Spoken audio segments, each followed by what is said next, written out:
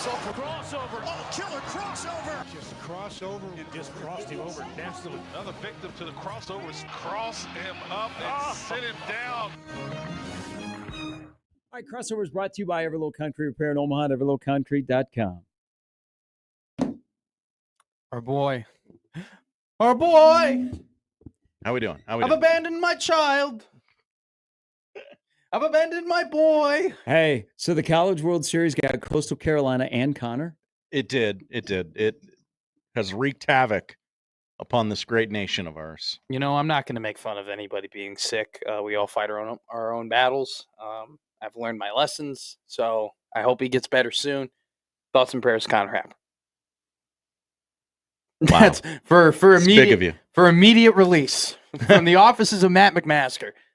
We are hoping and praying that Connor Happer is all and well, and that this is just a standard cold that he can eventually battle through and be back on our microphones better than ever. Last night, he told me he wasn't sure if this was going to happen today. I believe he got up and took a shower this morning and said it's not going to happen. Whoa. Must be nice. In the shower? I think so. Send you a picture? He's going to... Do you want to see a picture? Wow. Hey, I'm not going to make it today. So he's not going to be in here to talk about Dick Lovelady? No, but we will talk about that in the odd news. Or we can talk about it now. We can talk about it right now. Yeah. Dickie Lovelady. Dickie Lovelady. It's Dickie. Should be just Dick. I think Richard is actually better than all three of them. Former Omaha Storm Chaser. But here's the thing. Yes. Pitched for the Storm Chasers for a couple of different stints. So, you know, like some people like to be called by their nickname. But I don't think it's very funny what the Mets are doing. Okay? Because this is on the heels of, you guys remember their World War II vet that they honored? Seymour Wiener. Seymour Wiener. Now they have a Dickie Lovelady and a Seymour Wiener. I think Seymour What the Wiener's hell is no going longer on in with New us. York? I mean, why don't they just save these two? Why don't they have Dickie Lovelady and Seymour Wiener appear at the same time on Kids Day at the ballpark? I'm offended. Have you guys seen the Barstool like college football all name teams that they release every year? Yeah. That has to be like the best article that they do in CFB preseason every single season. Rowdy Beers. We had a couple make it for Nebraska. Chief Borders made it. Will Clapp. Do you remember Will Clapp? DeColdis Crawford. DeColdis Crawford made it for Nebraska. Will Clapp is a great one. I think he's on the Saints now in the NFL. Holden McGroin is always my go-to when it comes to fake names. Or it's you ever see the Peloton videos where they have the bad Peloton names and the Peloton people are like, shout out Phil McCraven. Oh. Phil McCracken up on the leaderboard. You know, like Q-Erection. Congrats for making it on the board. What a bit. I'm going to get my Peloton instructor with a fake name. That's what they do. You go ahead and you do Peloton. You put all the fake names on there. And then they just scream it out from the mountaintops. Can I ask from a poll question yesterday? Yeah, please. Because I only heard you announce the question. Why was Gary Busey a topic yesterday? There was a guy in the odd news, I believe, whose last name was Bussey, Bussey. And I asked us to pronounce it like Busey, like Gary Busey. Yes. Because that's just better. Yes, 1,000,000%. Well, Bussey, unfortunately, has been turned into a different name and meme on the internet for my generation. Don't look it up on your work computer. Do not go to Urban Dictionary and put in Bussey. Okay? Don't want to do that. Especially Bud Dussey, too. That's even worse. Oh. So I know that we've had some health issues. He hasn't been in a film in a long time, has he? Gary Busey? Yeah. Gary? Oh, I can't imagine he has. I don't No, remember. no. Did you see the interview? Willem Dafoe just got interviewed on the street, like on Twitter. And, like the guy Person didn't recognize him. had no clue it was Willem Dafoe, and he was just, hey, I'm just interviewing random people on the street. What do you do for work? And he was just like, yeah, I do many things. I have my things in many irons and many fires. And then he was very vague about what he did. And the Was guy he wearing a just- hat or anything? Yeah, where- he was. He was Okay, wearing, so he was- maybe. but he wasn't like covered. It's Willem Dafoe. Willem Dafoe is a really hard with the teeth and like his hair and his face and the fact that he he looks pretty good. Like Willem Dafoe is Willem Dafoe. Same thing with Christopher Walken. Like you can't just look at Christopher Walken and be like, oh, that's another guy. Like those guys are clearly those guys. Some news and notes on Gary Busey. Yeah. He's apparently a character in the Hitman video game. I don't play that. He has 2 credits where he plays himself. Whoa. He's just in the Hitman video game? It says Hitman 2 video game. He plays a character named Gary Busey. Gary Busey is Gary Busey? That's a good Hitman one. 3 video game. Gary Busey. I looked up the Entourage cast today, and Mark Wahlberg was Mark Wahlberg.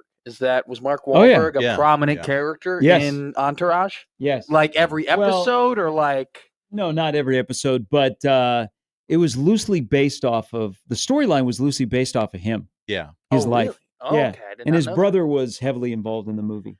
You ever go to a Wahlburgers? No, because my Hy-Vee never got one. Same.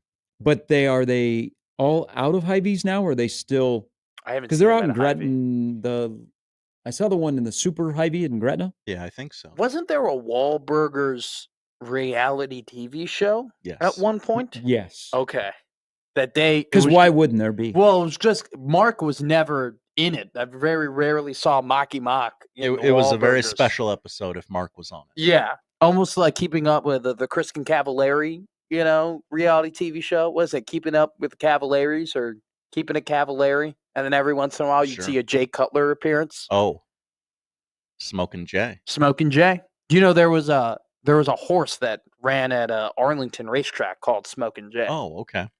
That was based off of Jay Cutler. Sure. It was incredible. Did it do well? Yeah, it was a pretty good horse. Mm. Pretty good horse. Talking about horses, D. Wayne Lucas is in the hospital. I hope he gets better. Legendary horse trainer. What's the best movie, Josh, Mr. Movie Guy?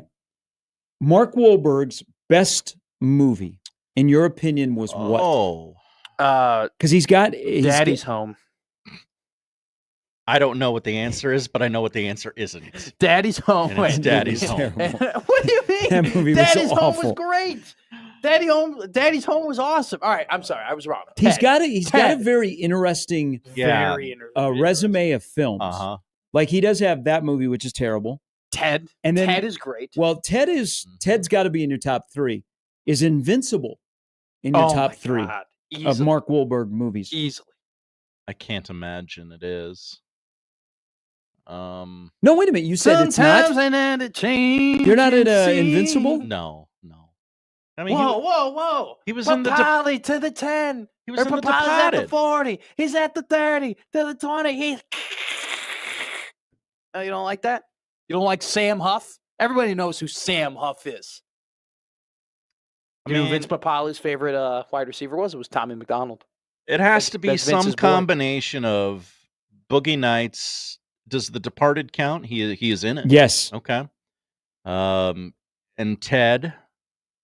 The other guys, very good. Ted 2, not so much. Oh, the other guys is great. The Italian Job. Yeah. I'm a yeah. peacock captain. You got to let me fly. Patriots Day, he was pretty good. Mm-hmm. Shooter is. Come on. Shooter is 3 hours long. Okay. But I like Shooter. Wasn't he? He's got a really the amount he was of in, fighter. he The was in- fighter is Yeah. probably the fighter is so good. Fighter's a great movie. Head body. The fact that he was in Boogie Nights also is pretty amazing. Thing about the fighter though is you can argue Christian Bale had a better performance in the fighter. than Mark Definitely did. Wahlberg. Lone Survivor. That's a great one. I was always a fan of Fear. with Reese Witherspoon. Did you? It was just on cable a lot when I was growing up. Okay. Him and the dad. Yeah. The dad was the guy from NCIS. That movie for me was Hitch. For whatever reason, Okay. Hitch with Will Smith was always on, and you're like, yeah, whatever, I'll watch it. I was like, I found out what Benadryl was as a kid watching that movie. Didn't know what it was. Then I found out. I think where does do you ever get into the Transformer movies with Mark Wahlberg in them? I was out by the time Mark showed up. He was what, the last night? Yeah. Wasn't that the one he was in? Didn't he have two of them? Didn't he have two Transformer movies? That was by the way, that was really random too when it first came out. They're like, oh, I guess Mark Wahlberg now is a part of these things. I would say that The Fighter is 1 and Invincible is 2, and then Ted is 3. And then Daddy's Home and Daddy's Home 2. Both great movies. The Fighter cast was very underrated. Who was the Amy? Wasn't Amy Adams in that? Amy Adams was in that, right? Yes. She was Mickey Ward's wife. But then even like the mom and the sisters were pretty notable actors. The mom got an Oscar nomination. Yeah, she was incredible. Melissa Leo. Yep. And I love that scene where Amy Adams shows up with Mickey Ward and his like six sisters and the mom are literally just trashing on the girlfriend for a good 5 minutes. Mm-hmm. Just calling her the worst names possible. What they called her like a Splenda or something. They called her some really weird name. It was great. That was a great movie. I just saw that recently. George Foreman was in it too.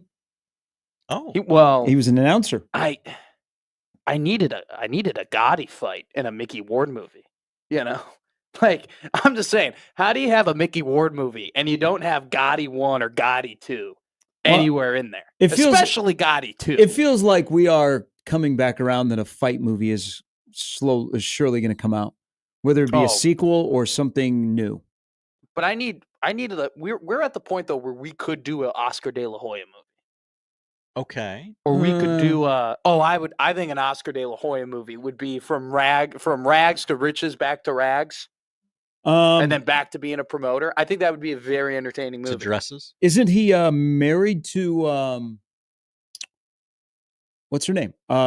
Former Fox Sports anchor, sideline reporter. I do not know. Was she the one who was with like the Vegas guy, Holly something? Hold on here. Is it not Oscar De La Hoya? Oscar De La Hoya is married to Millie. Okay, not Cortair. Who is married to Holly Saunders? Yeah, that's who you're talking about. Yeah. Wasn't she with a Vegas guy, like a professional gambler for a bit? Yeah.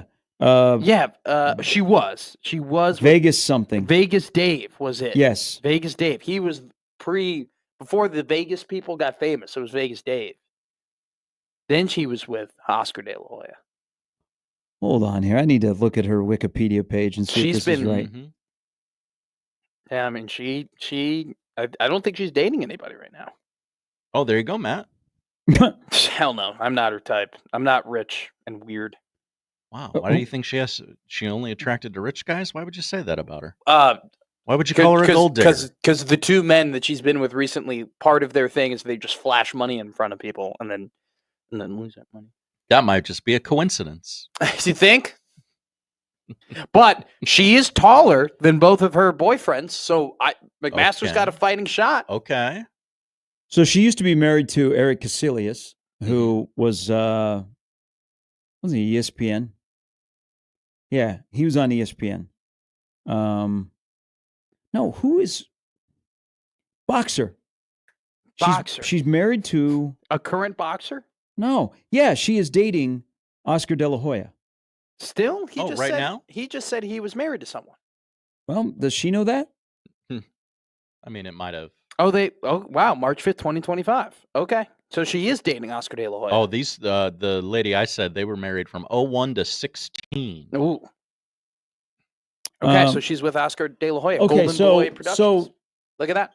She was a golfer, and then she got hired at Fox, and so she was doing sideline reporting. She was on the sidelines for the Creighton-Gonzaga game downtown, and I swear to God, first of all, she wanted everybody in the building to know who she was. Okay. Yeah. She had the just enormous heels walking around on the floor on the basketball court. And I was like, oh my God. Sorry, I'm a child. No. You said enormous. And I Well, her started heels laughing. were like enormous. They were. I don't know, what is a 12-inch heel? That sound right? I was thinking of something else. Well, she wanted everybody to know that she was there. I think she clearly makes it known that she is there whenever she's somewhere. And then shortly thereafter, she started doing other things and got it completely out of sports. Yeah, I found out about her with Vegas Dave. Vegas Dave, there's this short Vegas looking dude with a very good looking woman, and I was like, "Who are you, and how did this happen?"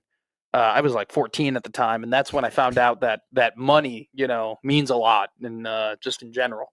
And so, yeah, I didn't know Holly Saunders was a sports person. Wasn't she? After. You remember when Fox dabbled with the U.S. Open, and their first one was in Seattle? Oh, yeah. At Chambers Bay, and it was a disaster. Joe Buck was the lead guy. Really? And it was, first of all, it was a tough course to do TV. And it was Fox. Fox was trying all these different things, and it was just, the coverage was a disaster. But she was on their golf coverage, and I thought she was pretty good. She was, I want to say, a former college golfer, maybe even a pro golfer. Okay. She was really, really good at that. And then they transitioned her to doing college football and college basketball, and she was with Brando. So she did do, I think, a Nebraska game. And then I remember her most because where I was sitting, she was in front of us doing the Creighton Gonzaga game. And now she's with Oscar De La Hoya. What a transition. What a career path. I mean, what is my equivalent to that? If I end up like married to Miley Cyrus? I mean, that's pretty damn close. Let me just check and see if old Miley is married. I don't think she is. Oh. You don't think she's married? No, she was with Liam Hemsworth for a little bit. It would be quite the to-do if she was married. She's hanging out with Beyonce nowadays in France. What would the equivalent be? It would like me being with Britney Spears. Yeah, her and Liam are still married, right? They still? No way. No way. No. They had a whole big old. Why do you guys? She wrote Wrecking Ball about him. She wrote flowers about him. Her best song ever was "I Can Buy Wikipedia is very slow today. They got divorced in 2020. Have my name in the sand. How do you guys keep up with all of these? Who's married and not married? I don't. I just remember the random ones. Okay, so she is currently single. Yeah, I got a shot. Yeah. Okay. I grew up watching her. I know a lot of her content. My Hannah Montana I was right in that wheelhouse. You can get the best of both worlds. I see what you did there. Thank you. This is when Gary does this to me all the time, where he just starts like reading lyrics. You know, sometimes you got to climb the mountain. Sometimes you got to make it move. Sometimes it's an uphill battle, and sometimes you're just gonna have to lose. It ain't about how fast you get there, though. It's really all about what's waiting on the other side. There it is. Because you know what? You know what it is? Tell her. It's the climb. There it is. Yeah. I just got back in the taxi. Yeah. Go on. Jay-Z song. The Jay-Z song. What happened in that taxi? The Jay-Z song is on, and the Britney song is on. Hmm. And do you know what I did? I put my hands up. What was your response to that? I put my hands up, and I was waving my arms. You do anything else? Everything was going to be okay. How'd you know? Because we were partying in the USA. That's right. You skipped some of the words there because you didn't nod your head. I got my hands. It's a song, by the way, that needs to be played more. Is Party in the USA. Oh, it's a great song. Party in the USA is a little bit. It's a little. It's a good walk-up song. I'm really surprised because it's a great anthem. We had quite the collection of walk-up songs for the College World Series. We had some old school. We had some Billy Squier. Oh yeah, I never want to listen to Smooth Operator ever again. Party in the USA is a good walk-up song for a college baseball player because it gets the crowd going. Everybody knows that jingle, and they can give you the 15 seconds. Sure. I would love No Sleep Till Brooklyn will always be my walk-up song. But the party rock anthem, I work out. That'd be a good one. When I walk in spot, yeah, this is what I see. I'm sexy and I know it. I think that's too much for a walk-up song. Like it goes too hard for what you're doing. You're standing in place and Be a lot of people. hopefully going to take the bat off your shoulders. You ever see me in the batter's box? I don't take the bat off the shoulders. I'm the Scott Hatterberg of softball. I'm going to make you walk me. I don't care if it's a walk or hit. Gets on base. On base is on base, right? When we got no hit in a slow pitch softball game, I took a walk. And then I stole a base. Oh, wow. I'm just seeing now.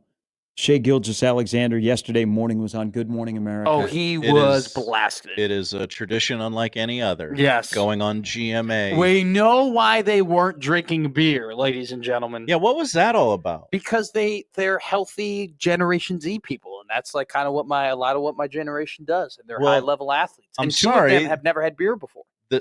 Wow. This party is sponsored by Michelob Ultra. Well, you need to be dumping it on each other if you're not going to consume it. It should have been sponsored by whatever SGA was doing that got him looking like that on Good Morning America. Yeah. That would have been a true We sponsor. always drag the one of the stars on there who clearly hasn't slept. Yo, we roll them out there. Roll them out. Yeah, we probably got to. Yeah, we probably got to shut down the a champ being on morning shows. Man, he is high. Hey. All right. We were beating around the bush. We were rolling and dragging. Can you imagine? Do you think my bro was just over life looking at this interview with him? Do you think we'll ever get to the point in modern America where after a team wins a championship, they walk into the locker room and there's a bunch of rolled joints in there? I would say probably more pens. Pens those are. I mean, those are dangerous. How do you get the logo on there for people to see, though? Well, you get blue. You get like if it was Indiana, you would have gotten yellow rolling paper and like blue rolling paper. Okay. And if it's OKC, you would get orange rolling paper and blue rolling paper. And then you have them all pre-rolled.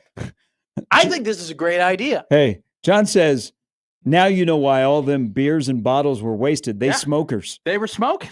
That's exactly what they were doing. I mean, you think you saw that AT&T commercial and you thought those guys were pounding booze? No way. Ed says, he goes, think about Shea Gilgeous-Alexander. He always looks like that whenever he does interviews. Uninterested and high? Well, I just think that's a little bit tough because, let's see, they had him on at 6 a.m. Oklahoma City time. There's no way he got one wink of sleep. Not one out. Not a second. He never closed his eyes. And the people that set up the lighting and the camera came into his house probably like 4 a.m. He's probably just getting home. He wasn't home. I was about to say he wasn't home at all. He probably just stopped in at home and then went back out. I promise I'll be there. Just have it all set up and I will walk to the spot at the assigned time. I promise. It's like when you have like a sleepover with your buddies and you're like, hey guys, before we do the activity, I got to go home real quick. I got to walk over and I got to grab something. That's what he did. It's like, I got to go on Good Morning America real quick when I come back. So hockey is a standalone. If you watched, hockey Stanley Cup parades and a little bit of what the Panthers did. Talk about the elbow room. Group of people who haven't slept. The closest championship celebration to hockey is what? Soccer. When you win a title? When you win a World Cup. That's the closest, I think. In terms of partying? Because you did it for your country? Oh, yeah. People go crazy. That parade and that, like, in the locker room and spraying of the bottles and the drinking of the bottles, the celebration, I would even argue that it might even, when you get the parade for World Cups, are matched by no one. Now, like, I don't know, is the locker room celebration in football, like, that's not as extravagant? No, because they do it on the field. Like, you don't see the celebration in a locker room in football anymore because they keep it on the field. And then they go to a concert. Like, they typically have, like, those are, like, legendary. Those, like, team Super Bowl parties. Oh, yeah. I saw the one this year they had for all the Chiefs. Yeah. It was great. Well. Wasn't it? It was a well-known band. Is it Zach Brown Band? No. It was, I don't know, it was like one of the funk bands. So baseball is the most associated with the locker room celebration because that's where More people know about the clubhouse, so you go back into the clubhouse and you celebrate. But I'm talking about the parade, like the sport, like J.R. Smith shirtless for 3 months, Mark Madsen dancing at the Lakers celebration. Because hockey today, parades, I went to a baseball parade and a hockey parade. I've been lucky enough to go to both. The hockey parade was much better. Yeah. In my opinion. Now, there was more people at the baseball parade for sure, but I feel like the hockey parade was way more partay and way more well executed. Jake Gensel probably does not remember his last Stanley Cup parade in Pittsburgh. I don't think Corey Crawford remembers anything that happened in 2015. Well, and there you put those guys on camera and you're like, oh, please don't swear. Please. What do you expect?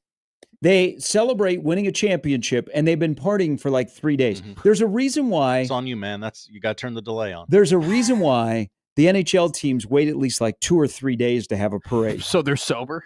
They're like, oh my God, because we're just going to take a chance that half the team will be sober. Well, in 2010, Patrick Kane gets on the microphone after winning the Stanley Cup, and after he punched a taxi driver in the face in New York, gets on the microphone in front of Grant Park and goes, "Shout out all the taxi drivers." And that was a legendary story that he didn't get the proper amount of change back, and he was like the up and coming American hockey player and just rocked this taxi driver in the face. But then everybody else will also pale in comparison to where are you going to get a Jason or Travis Kelce speech? Nowhere else. I don't know. What do you think? Like that's the problem with the Thunder. I think the Thunder are kind of fake cool. Fake cool? Yeah. Oh, okay. Like I'd like to hear more about like this. SGA, like the way he sits, like when they did the intros and he was like sitting Remember, on the he's bench. Canadian, so be careful. And he like put his arms out and he was just like real nonchalant and he wasn't really reacting to anything. Like I was like, okay, definitely trying to look like you're the guy. And then what is he like? So he wins the title. There's no jumping up or celebration or like, the dog pile. They kind of treated it like they just won the Western Conference title. And then what does he do? He goes and he grabs like gold shoes and he wraps it around his neck. Literally, as the clock hits 0, he was handed the gold shoes. Gold shoes, and he wraps it around his neck. Like, you need a prop. Like, man, you just won the title. The prop is the MVP trophy you're about to get. And then he like got up there and was like, yeah. I'm sure it was paid handsomely for it. So you think everything in the NBA staged, like Durant being at Fanatics when they announced that he'd been traded to the Rockets? That was so staged. That was that. I mean, now it came out yesterday that Kevin Durant kept telling everybody else no, that I'm not going to your team other than Houston, and then like basically brokered the deal to make sure that Houston had enough pieces for him when he came and played. If Phoenix Suns fans didn't like him already, be pissed. And then, did you see the nugget Windy dropped yesterday? I did not. A nugget? Windy just kind of free agent, by the way. Windy? Uh-huh. Ooh. He should go to the Ringer. Or just, make the most money you possibly can. But if they're offering the same, go to the Ringer. Can we get him? Judging by reports online about his current contract deal, what else would he be doing here? Well, I mean, he can pretty much write his own ticket if he's going to work here. Yeah, but he moved to a new house here in Omaha. He's got, family to support. I mean, we pay him a livable wage. He likes to travel. I think he's looking for more than just a livable wage. We always let you guys travel. I don't know if you got a game to go to. We let you travel. I don't know if Brian Windhorst has a jet ski yet, but he should get a jet ski with his next contract. So livable Living wage. in Omaha and you have a jet ski? That seems like a live on Carter Lake. Sunk cost. Plenty of jet skis on Carter Lake. I see it when I'm golfing at Shoreline. All the jet skis out there. I would think there's a lake out in Bennington that I probably would choose before Carter Lake. Yeah, this is just me being the uneducated Omaha mind. All I know is Carter Lake. That's the only lake that I know. That and Standing Bear Reservoir, because I went fishing out there twice and didn't catch anything. What's the furthest west you've been in Omaha? Gretna. Okay. Tiburon. Well, okay, so golf course. Yeah. You ever been to Elkhorn?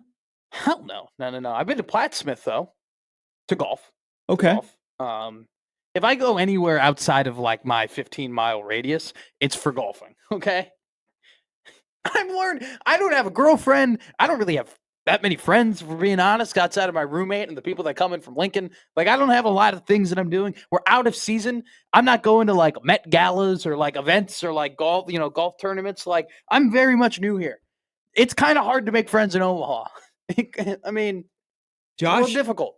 Josh, is it? You're from here.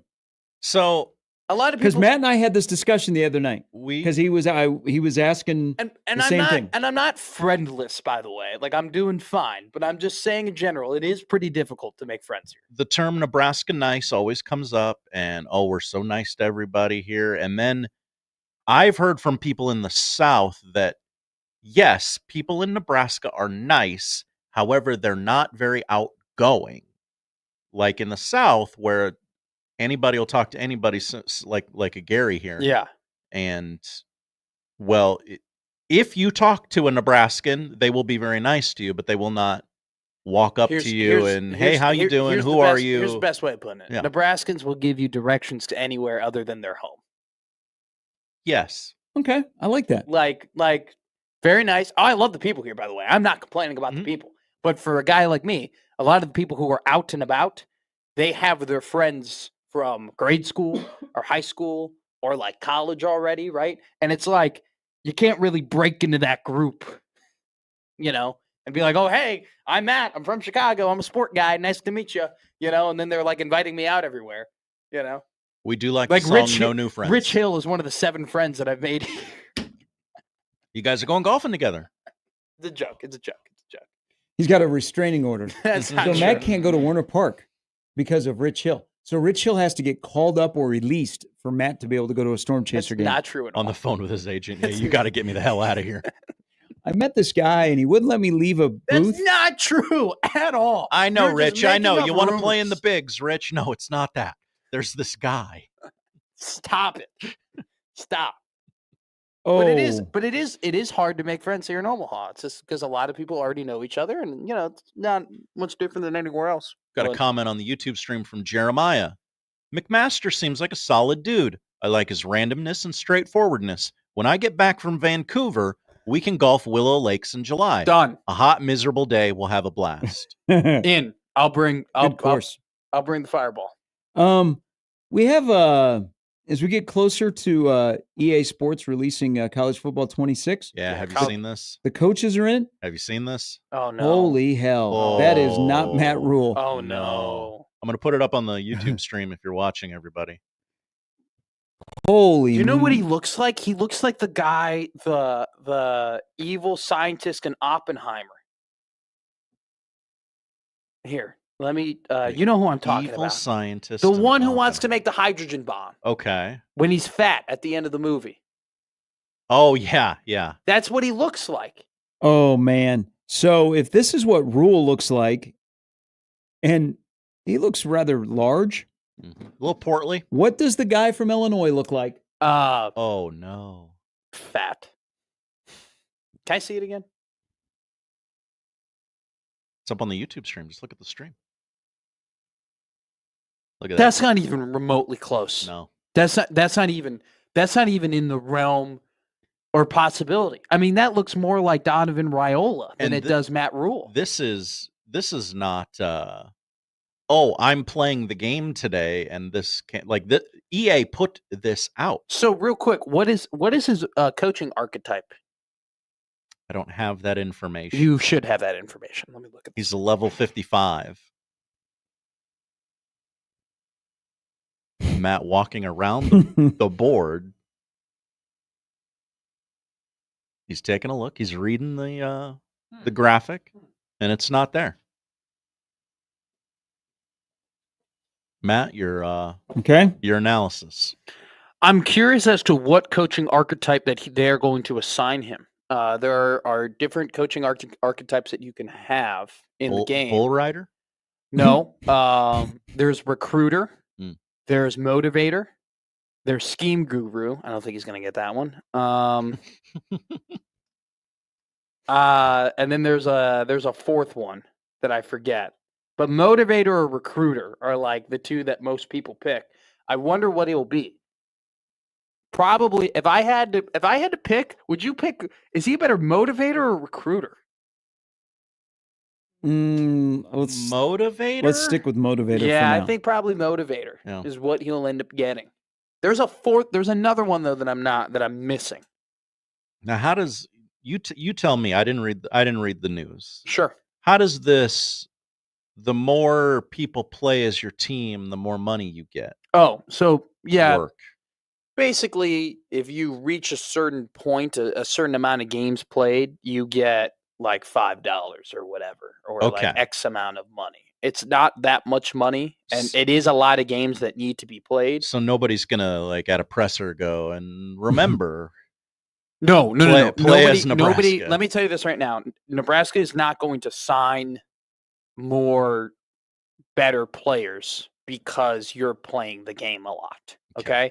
If anything, it's for this exact reason. I'm just trying to help my squad. No. You being on the radio asking me, hey, you can make money playing as Nebraska.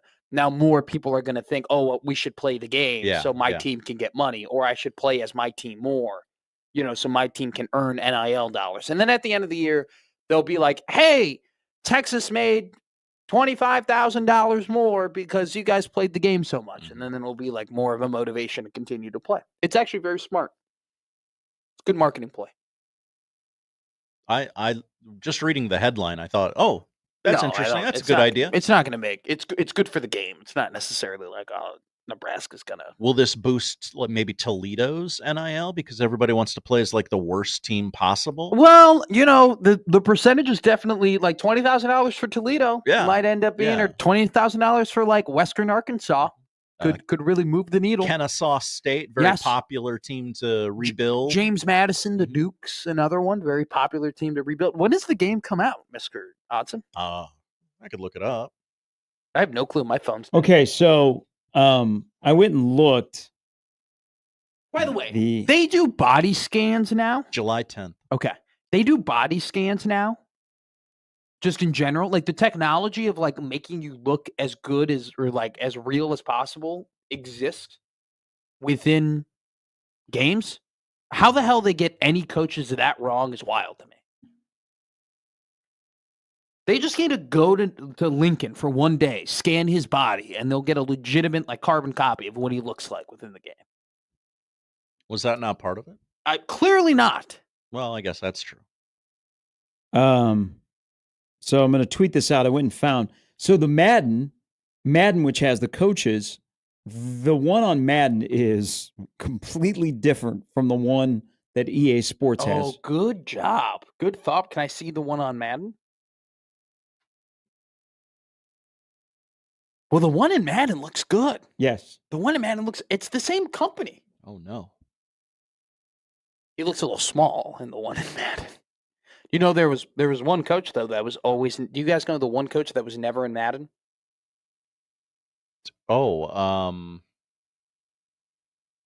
I feel like you're gonna say it, and I'm gonna go, oh, duh. Yeah. One coach always not in Madden. Don't look at the chat. No. Belichick. Attaboy. Because he didn't opt in. He didn't opt in. Has he opted into EA Sports? Doubtful. Same thing. Do you know who was a guy that was never in the NBA 2K games? Ever. Oh. Charles Barkley.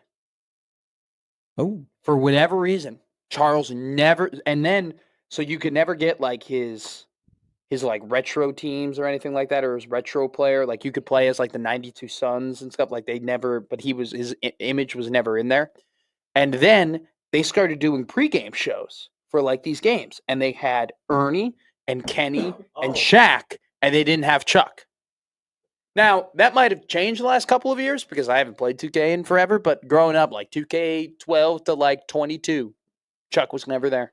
Quick Google here. No, Bill Belichick will not be in EA Sports College Football 26. He has not opted into the game. While most FBS programs and their coaches are expected to be in the game, Belichick, along with Deion Sanders, will not be part of the roster. Yep. What's the benefit of not being in the game? I think they would like to be paid for their likeness, which is a wild idea. Nobody is not going to not buy the game because Deion isn't on the sidelines for Colorado. 100% correct. God, the Matt Rule one for EA Sports is awful. They made him so fat. He's not even. It's not even relatively close. Like, I mean, like Madden is close. Hey, he can't be playing quarterback at that weight, right? Wow, can you imagine when he sat on that steer?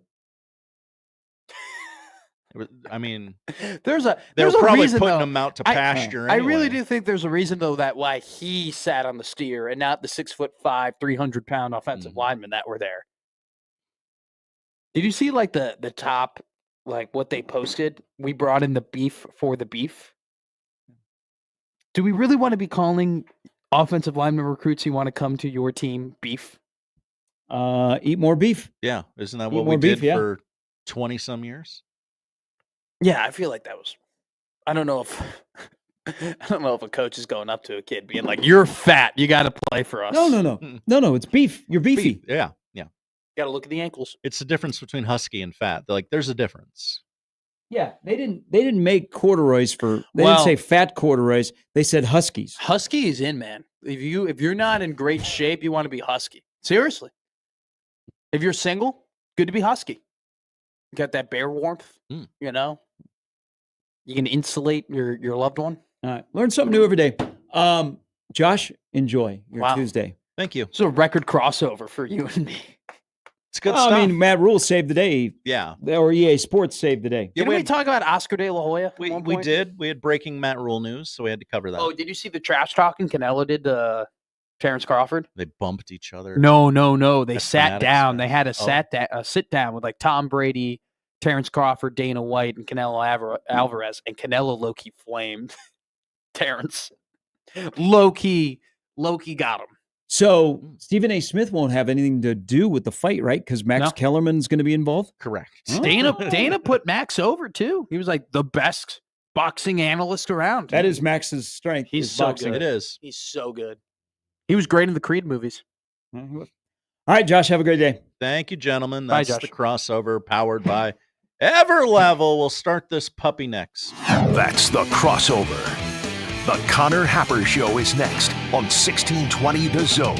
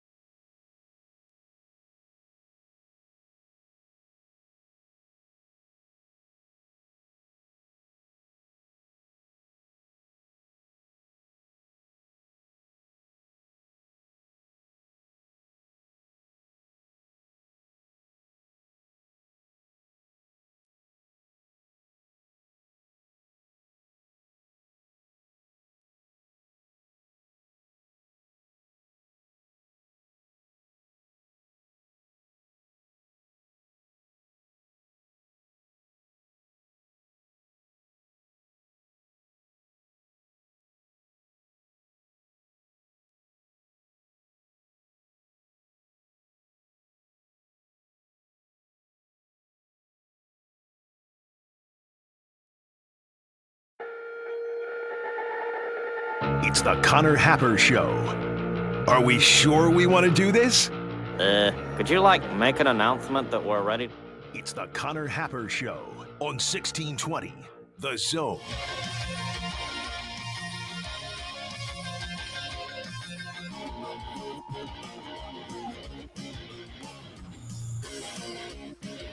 Hello and welcome to a Tuesday show. It's the Connor Happer Show. Once again, Connor Happer has failed to attend the show that bears his name. But again, he has a reason. And that reason is, did you hear the show yesterday? Connor's voice rapidly deteriorating. Just couldn't go. Just couldn't give it a go today. We told him, rest up. We got this. There's so much happening in the world of sports. We can easily do this show without you. I'm producer Josh Johnson. I'll take you all the way to 2 o'clock today. We'll have some fun. Alan Bell going to join us from Driving the Line. We'll talk his takeaway from this year's College World Series. Any interesting lines he sees in baseball now that, we are fully into summer. Did you know summer started Friday? Feels like I don't remember a time it wasn't summer. But technically, we're just days into summer. And we'll talk to Alan Bell about the betting lines for baseball, NBA draft this week. Anything else he might have a hot little tip on. And, of course, Alan Bell, you can always talk to him about life, snacks, love talking snacks. So maybe we'll devise a snack question for AB at 11:30 today. The Riders are off of their annual College World Series hiatus.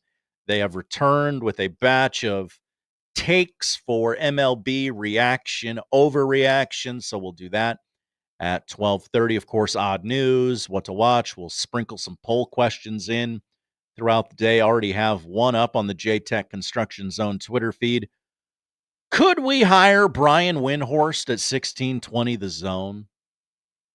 I think we could. Now, would it be like the Brian Windhorst show each and every day? No, I don't think it would be that. He'd be like a special correspondent, I think, when something, obviously we'd lean on him during basketball season. I don't think we'd have him work like a Creighton gamer, and I don't see that as the role for him. I see him as, hey, Brian, something interesting has happened in basketball. Could you come on the show and talk about it? Now, you might be saying to yourself, what's the difference between that and just like a guest, like a Mike Schaefer or something? This would be like whenever a news anchor retires, they never retire. They're always shifted into like an emeritus role. I think Brian Windhorst could be like our basketball emeritus correspondent, where, if he's really itching to do something, we'd let him do it here. We'd provide the platform to him. And, if we really needed him to do something like, I don't know, sweeps, ratings, pop a number, it's called a book. Maybe, hey, Brian, why don't you make yourself at home here? Have a little mini residency. He would come, he would go, and we'd love to have him. I think it's an interesting deal. I think he should take it. What is the deal exactly? Again, I don't know. But we could when you become a status of a Brian Windhorst, you kind of get to make your own rules, and we would allow him to do so. Alan Bell will join us via the Prairie Flower Casino hotline. Any offers, public or private, to Brian Windhorst will also be made through that same Prairie Flower Casino hotline.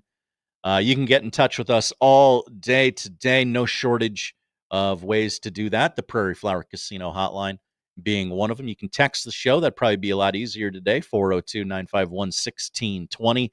The number to get at us there. The aforementioned JTech Construction Zone Twitter feed. We'd love to hear your thoughts there. Multiple ways to get a hold of us. Multiple ways to get a hold of us on the JTech Construction Zone Twitter feed as well. The station as a whole, 1620 The Zone. the show as a whole, at Happer Show, me as a whole, phrasing, at producer _ Josh. We will we'll still have fun. Don't worry. Connor will probably be back tomorrow. I will afford him one sick day, and after that, we will start asking some questions like, why don't you love me anymore? Sorry, just so choked up about Connor being gone today. No, we'll have some fun. What are we going to talk about today? Well, I will tell you. We will talk about the recruits Nebraska gained yesterday, the new voice Nebraska gained yesterday. We tend to be a lighthearted show, but I do think we need to talk about the sacrifices and the social media posts from Tyrese Halliburton yesterday. The Celtics are making moves again. What will the team look like by the end of this week? A lot more to get to. We'll cover the whole world of sports. I got a lot of things on my sheet here. Some questions to ask you, the audience. I'll have you help me. But really, the thing that is occupying my attention right now is I don't want to call it like a meme because that kind of diminishes what it is, but I'm seeing a lot of scribes posting the same graphic, and it has caught my attention because it is a movie-based graphic. Apparently, the New York Times this week is releasing their list of the 100 best movies of the 21st century. Now, quick note, we're only a quarter of the way through the 21st century. So this list feels a little premature. But for record keeping, I guess it's easier to do it every 25 years. And then just, okay, this is where we were at 25 years ago. Let's inject the new movies in here. You know. But all the scribes, there's this thing where you can create your own list of the top 10 movies of the 21st century.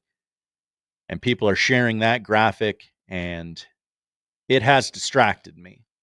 So I'm trying to sift through those while talk to you on the radio.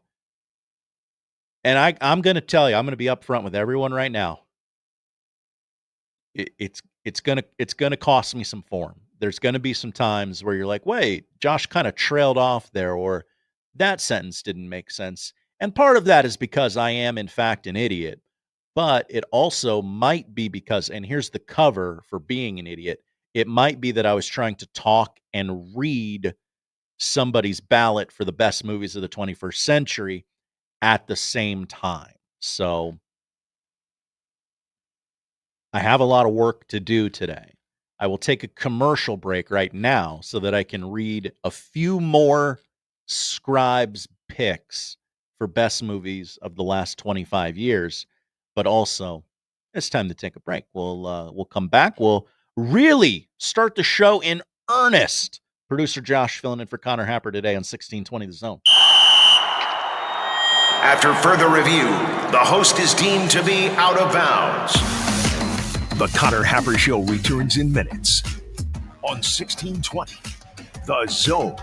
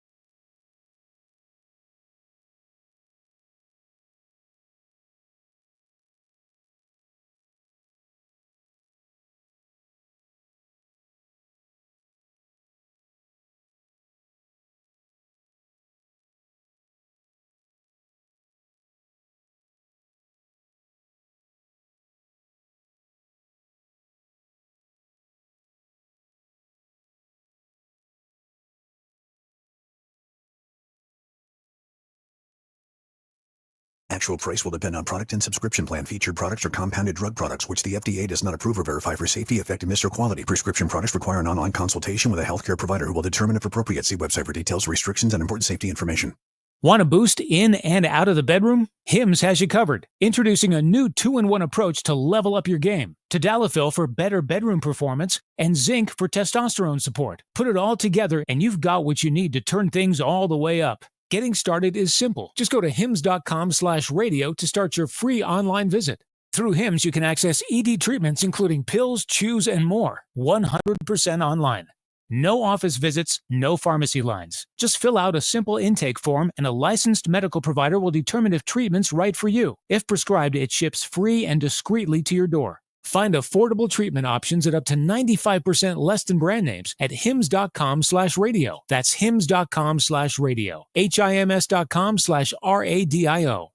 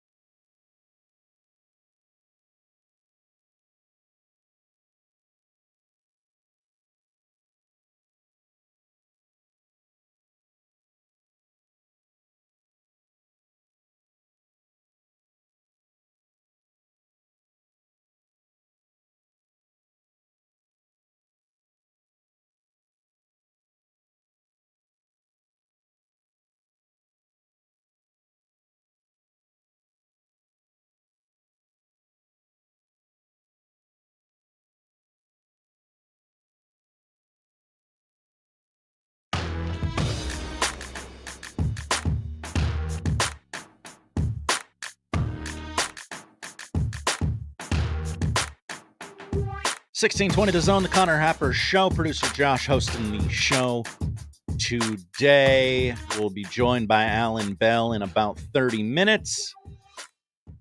But we'll do a quick segment here as the crossover ran a tad long. We were landing the plane, and then this Matt Rule rendering from EA Sports came out today where it was unflattering. I don't think Matt Rule's that portly.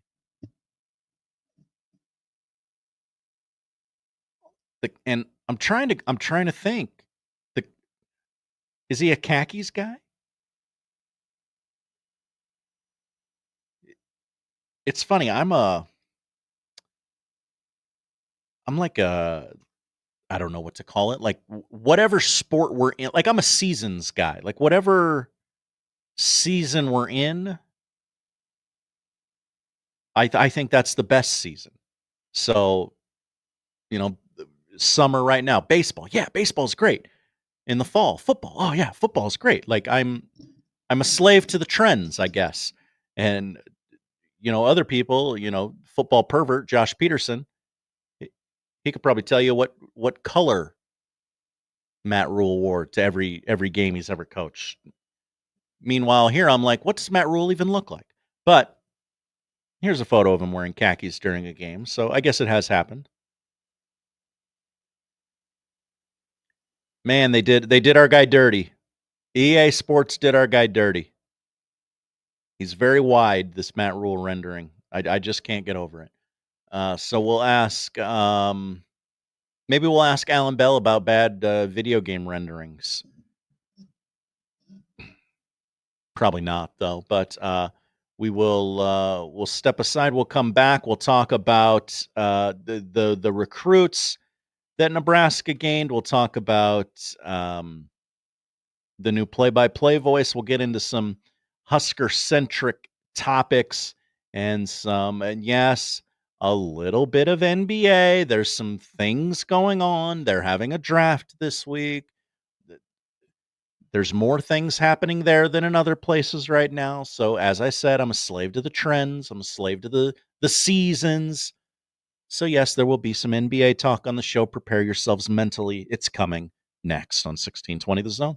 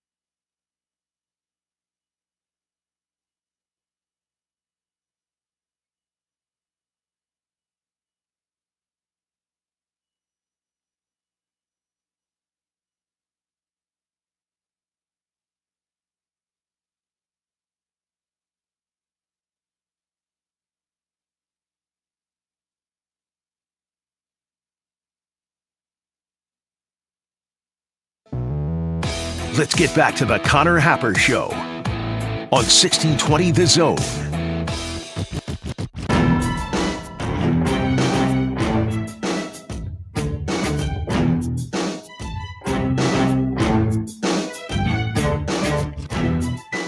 Connor Happer Show, 1620 The Zone. Producer Josh Odson hanging out today. Take you all the way to 2 o'clock. Alan Bell going to join the show in less than 30 minutes.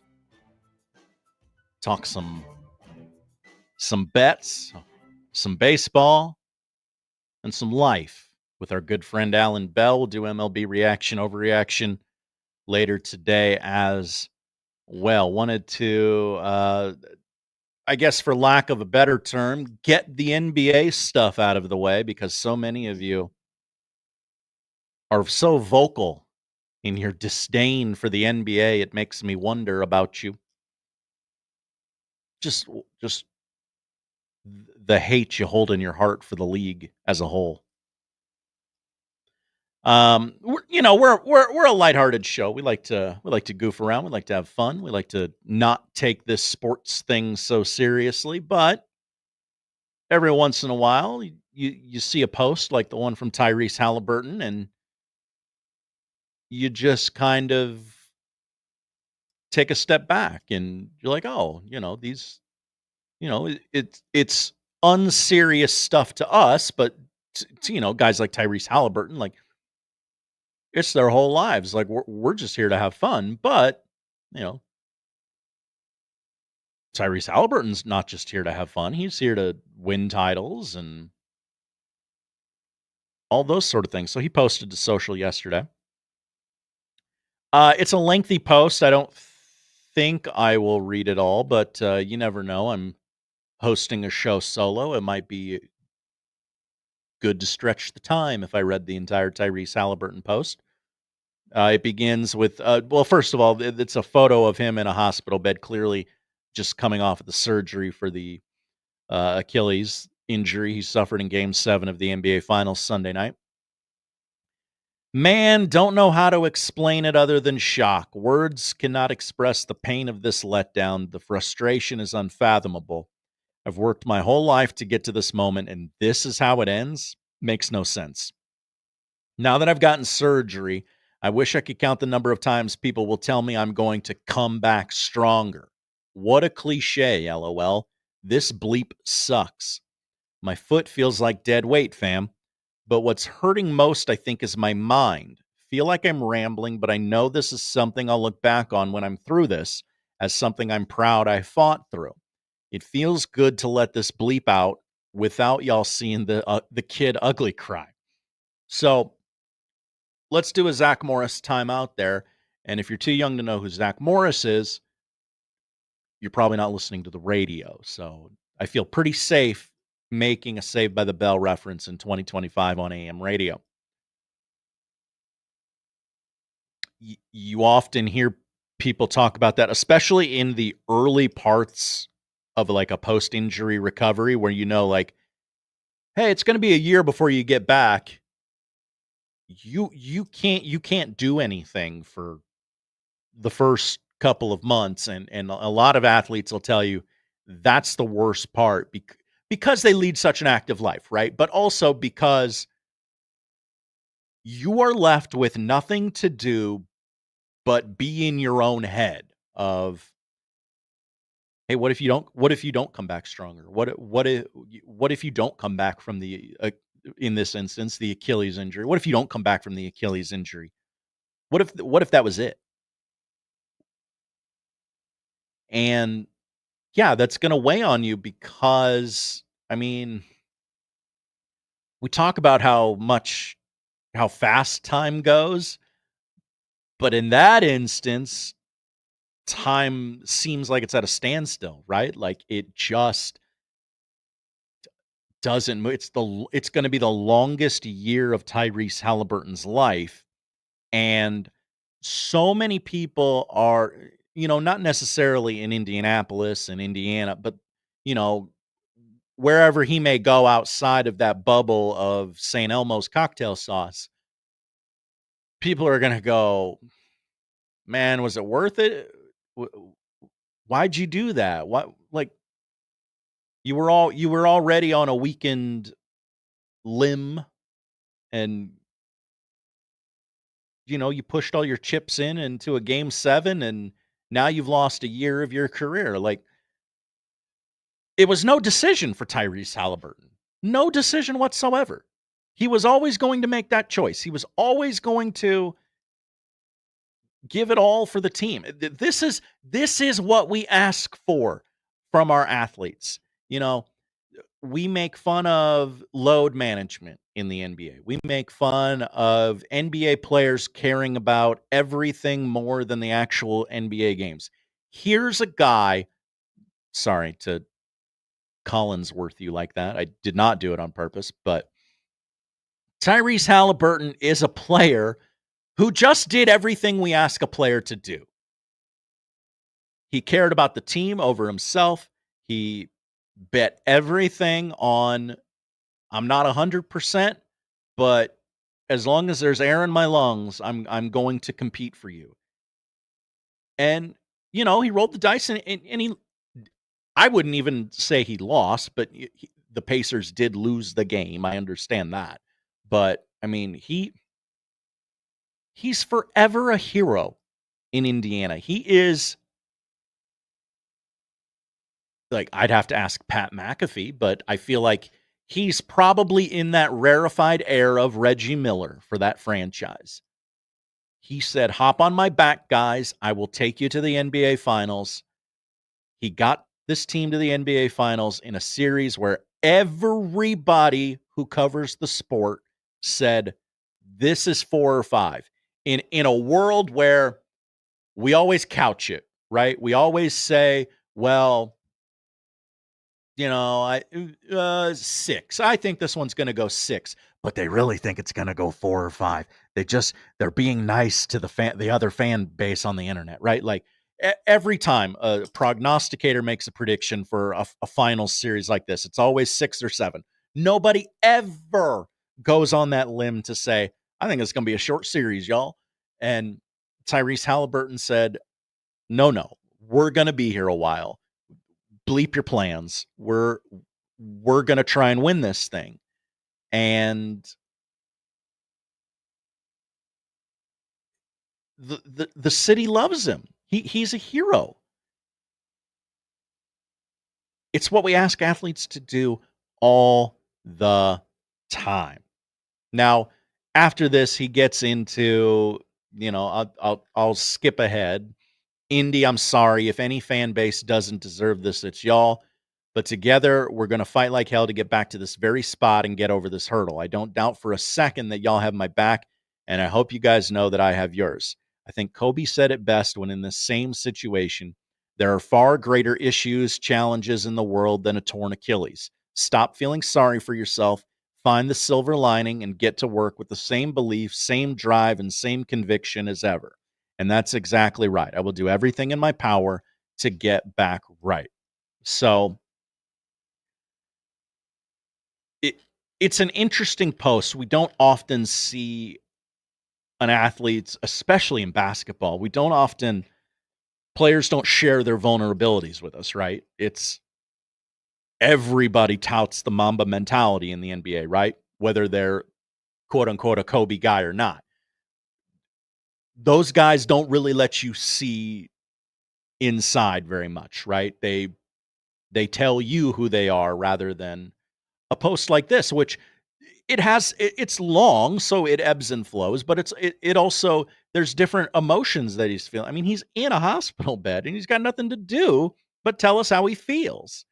And he's a guy who just won over a lot of fans. A lot of guys, maybe said, and gals said before the finals, probably not going to watch that one. Probably just, I don't know, go outside or something. Probably don't need to watch Thunder Pacers. And then Tyrese Halliburton and puts the team on his back with some others. There were some role players who helped out too. Pascal Siakam helped as well, but role player, not a role player, whatever. And I think the Pacers won over some casuals. Clearly, people said, Game 7, I don't care who's playing, I'll watch. was it 16 million or something, most watched NBA game in 6 years. Ultimately, didn't matter who was playing, what stars were or weren't in the series. It was a game 7. It was a winner take all, right? Of course I'm going to watch that. It wasn't particularly close.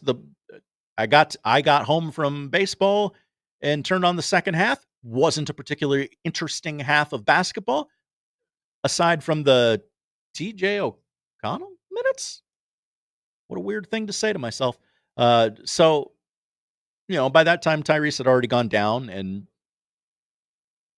a lot of viewers were probably already resigned to the fate of the Thunder winning. But that's how it was going to go the whole time, right? So I like seeing the vulnerability of Tyrese Halliburton. What an end to the journey for him. He gives you one of the most incredible, most unbelievable, unpredictable playoff runs of all time. It goes tragically wrong at the end. And then he's still here to give you a little more. Whether you're a Pacers fan and you probably read that with like some of that salty discharge in your eyes, and you're like, man, we really need to dust in this house because he's apologizing to you. And I'm guessing Pacers fans are like, man, you don't need to apologize to me.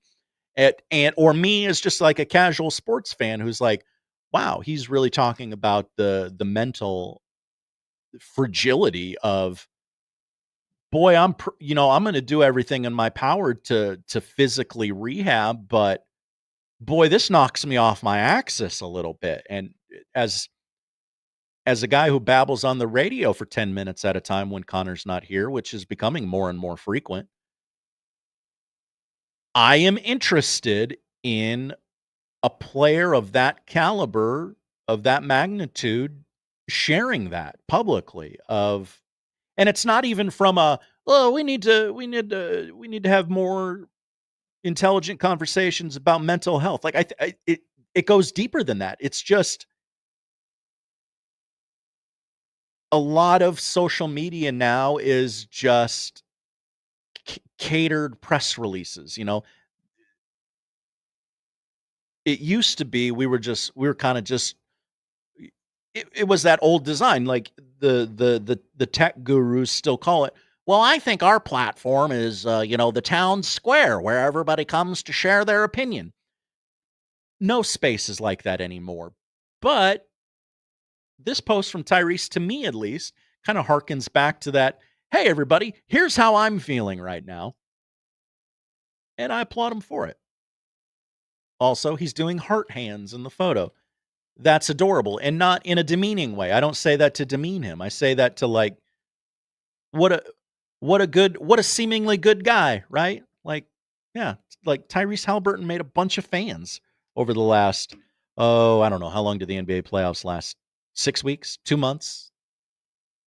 Like, I always liked him because, that's that guy who shows up on wrestling every now and then, and he pretends to fight Jalen Brunson, and it's really funny because they're both celebrities who play fight. That's fun.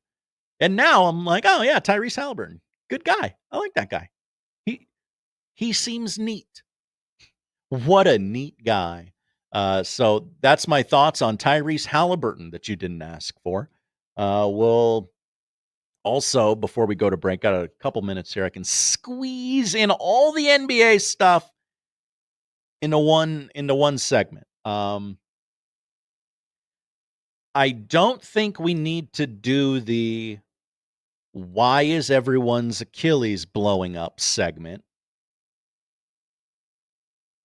However, I do think we're pretty close to that, right? Like it 3 Achilles injuries in one NBA postseason feels like a lot. You had Dame, you had Jason Tatum, and Tyrese Halliburton go down.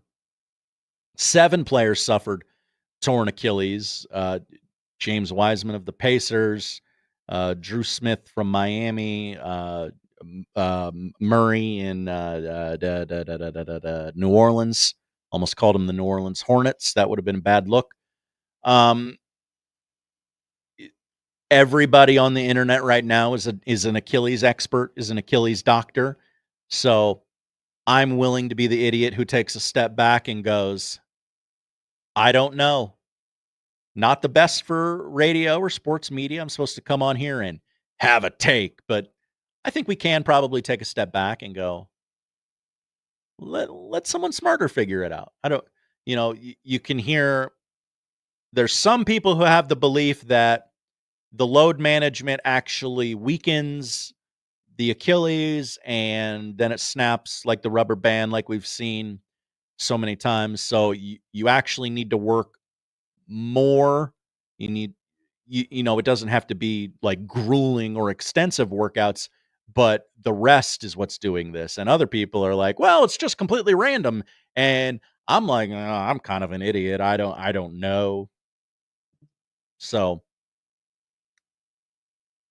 I think if you're doing the what's up with these Achilles injuries segment,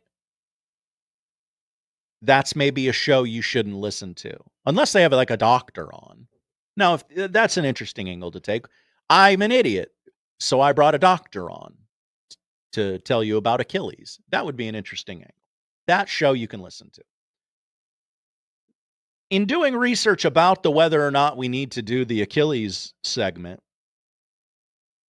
I found one article from Sam Quinn, CBS Sports. Yeah, CBS Sports. Headline, Tyrese Halliburton just suffered the most devastating injury in NBA history, and it impacts the whole league. I don't care about how it impacts the whole league. That's a hell of a statement. Tyrese Halliburton just suffered the most devastating injury in NBA history. Ooh. I'm sorry, old man Doug. I don't want to suffer from recency bias here, but it's hard to argue against a guy already weakened going into a game 7 saying, you know what? I'm going to put all my chips in that I can get through one game. And then not only did you not get through the game because of your pre-existing injury, you lost a year of your career with a torn Achilles. There's, Kevin Durant and Klay Thompson each got injured in that 2019 finals. But it wasn't game 7, right? Kyrie Irving fractured a kneecap in the 2015 NBA finals, but it wasn't a game 7. To lose a year of your career because you wanted to get through one game is pretty devastating. It's a good gamble. I just broke my pen. Tyrese Halliburton. If you've got a more devastating injury in the NBA, I'd like to know. I think that takes the cake. Maybe we'll ask Alan Bell when he shows up in the next segment. We'll talk to him about his Game 7 takeaway, his College World Series takes. He's a big college baseball guy. I'd love to know what he thought of the first inning in Game 2 Sunday at the Junk Box, and anything coming up that we could maybe profit off of. We will extract information from that big brain of Alan Bell's next on 1620 The Zone.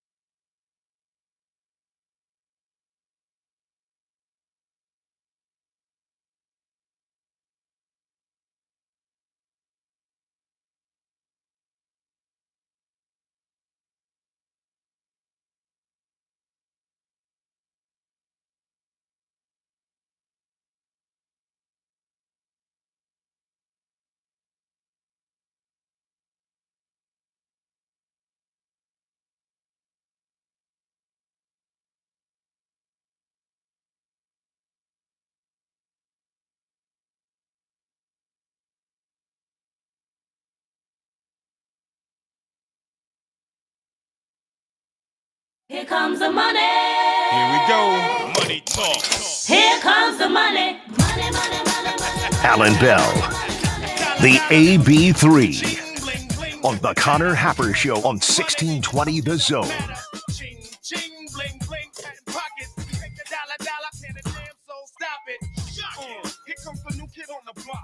We are now joined on the Prairie Flower Casino hotline by one of our favorites, Alan Bell, driving the line. AB, how's things in your world today? Hello, my friend. Things are great. Just want to say thank you to all of the wonderful people in Omaha who put together a great College World Series once again. We all enjoyed it. You did enjoy it. I loved it. Did you not? Yeah, we had fun. It was, the talk of the town the whole week was, is this the last one of these that won't be an SEC ACC challenge sort of thing? Is this the last time the little guy's going to get in? Yeah. As we we kind of have to hyperbolize everything, right? Well, oh yeah. I mean, you got to put a little mustard on the hot dog there, right? But no, I enjoyed it. Like, the finals, the last two games, obviously they weren't high scoring, but it told the story of these two teams. And you had Coastal Carolina, who really had done the impossible, man, going up against arguably one of the greatest programs of all time. And whose pitching could handle business and whose hitting could go up against such elite pitching. And LSU proved to be the better team.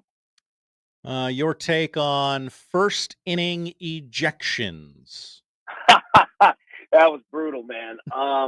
Now, let me say, I'll speak for the umpire a little bit and say he told them like 4 times.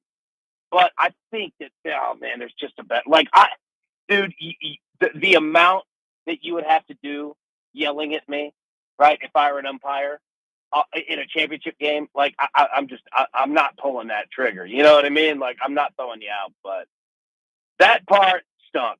And now they have to sit out the first game of next year, which is even more crazy.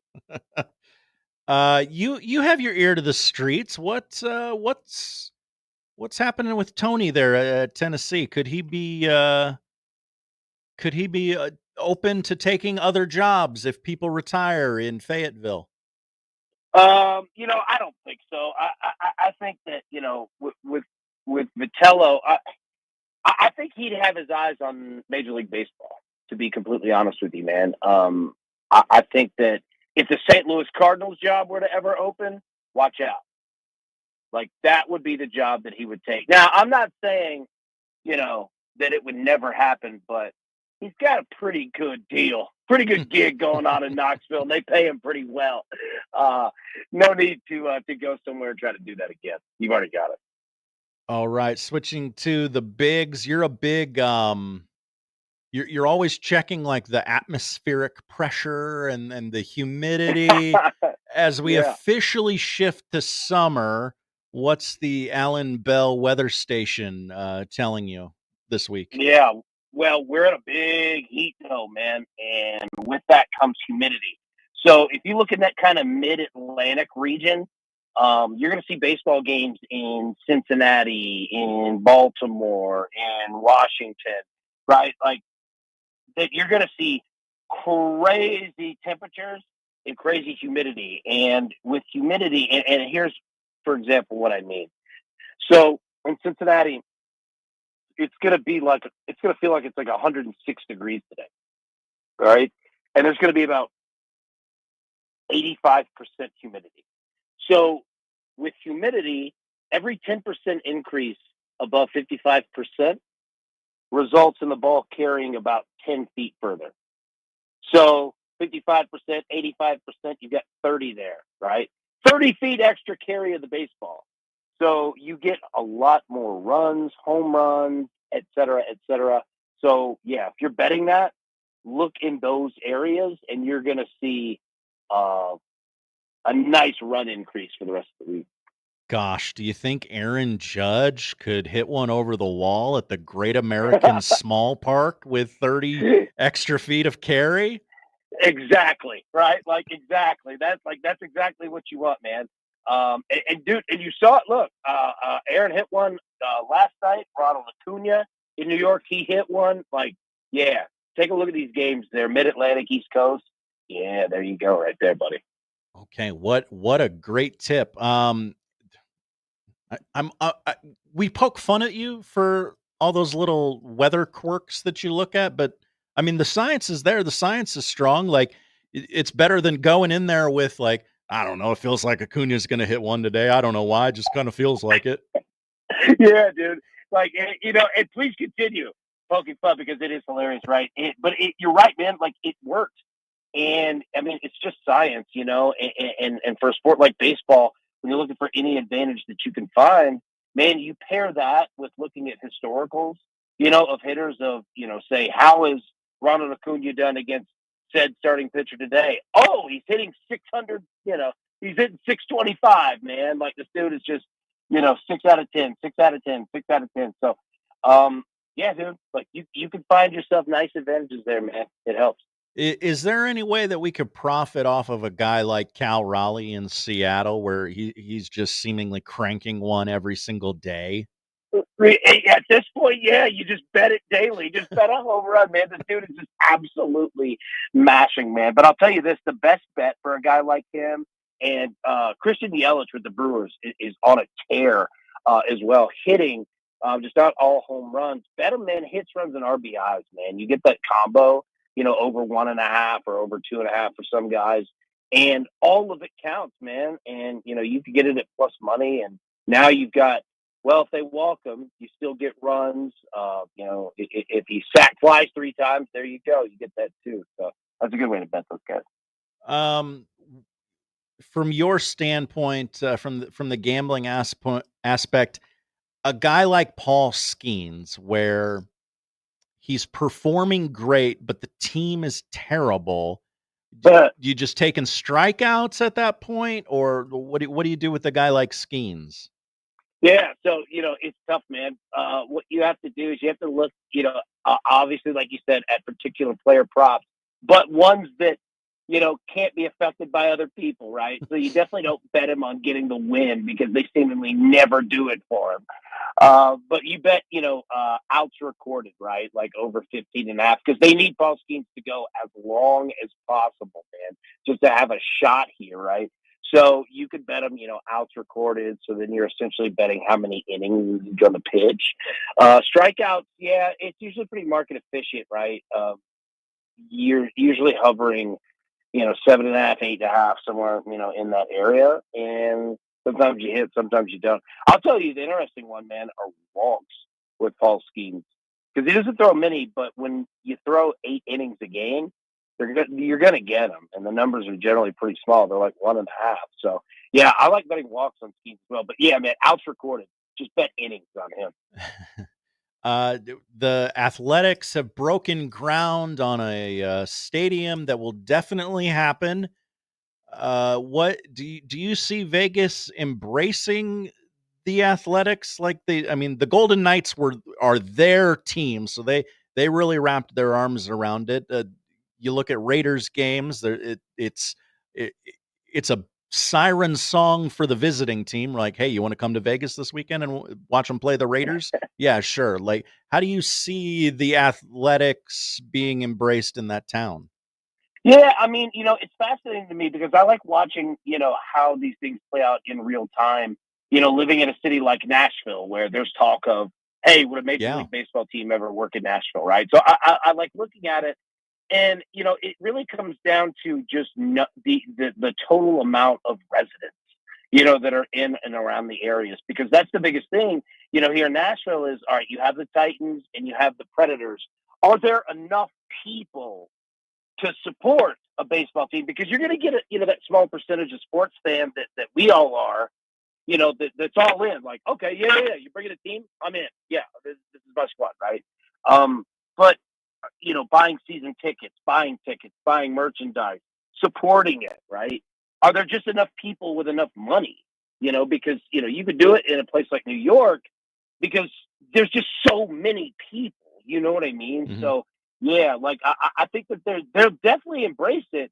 I just don't know if there's enough people that it's going to look, like you would if you dumped it in, Los Angeles, New York, Houston, where there's just a ridiculous amount, of people that are there. Chicago.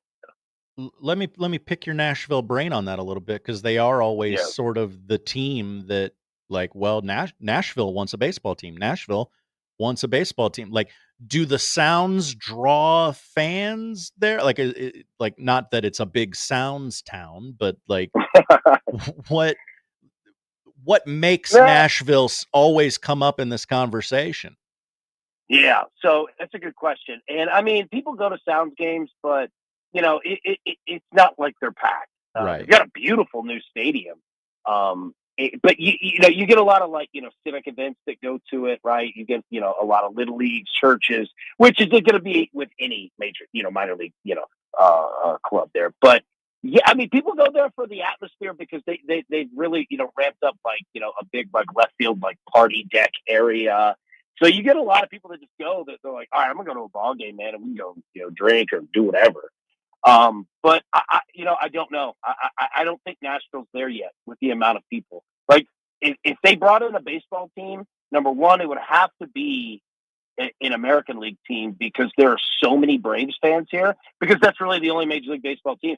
Which is crazy that we talk about college baseball with the SEC just absolutely dominating. But look at the Southeast in Major League Baseball teams. It's the Braves. That's it. You're a Braves fan or you're a Cardinals fan. So the bonds are so strong with those two teams that there's no way you could bring a National League team here. It'd have to be an American League team. And even still, I don't know if there are an amount of people that would get all in, and would they break their current Braves and or Cardinals fandom? Mm-hmm. If that makes sense. That's an interesting point you bring up, because I remember in 21 when the Braves won the World Series, the next season, the trophy always goes on a tour to all the grocery stores, right? Yeah. And normally it's like, hey, the Cubs won the World Series. It's going to go to, the Skokie, the suburbs, it's going to go to Naperville, whatever. But when the Braves won the World Series, it was like, hey, it's going to Nashville. It's going to Memphis. It's going to Tuscaloosa this week. Traveled. Because, I mean, it's crazy that, they're it. The Braves are the Southeast, fans baseball team, man. It's either them or the Cardinals. You're going to have some Cubs mixed in just because they're such a huge national brand. But it's not like people are Rays fans. You've got some that are, Reds fans that are, Cincy transplants, right? But other than that, man, you're right, dude. That tour took gasoline. I mean, they were going to states. You're exactly right. I'll get you out of here on this. Is there any play for the NBA draft that you see this week? No, I don't have anything yet, because look, we know who's going number one, and then it is a huge question mark. So I don't want to put any bad advice out there. What about you? Is there anything that you've seen, anything crazy that could come from this NBA draft? Well, I keep hearing that the Celtics are going to get that number 2 pick. Okay. The blogs I read are like, hey, Jaylen Brown for the number 2. I don't know how that works mathematically, but that's what I'm reading from people who talk ball for a living. Yeah, I mean, look, that would be wild. Then I wonder who they would go get. Right. You go and just immediately replace Jaylen Brown. You got to go get a shooter. Mm-hmm. There we go. I like it. You know what? That's our angle right there, baby. You provided it. Well done. Boom. Happy to help you for helping me. Thank you, AB, for the time today. Appreciate you, brother. Be good, man. Take care. All right. There he is. Alan Bell driving the line. He's got, the Best Bets show on YouTube each morning. He's always, there were a couple times over the weekend, I got a push notification like, hey, Alan Bell's going live. You got to watch it. And I was like, whoa, man, this guy's always grinding.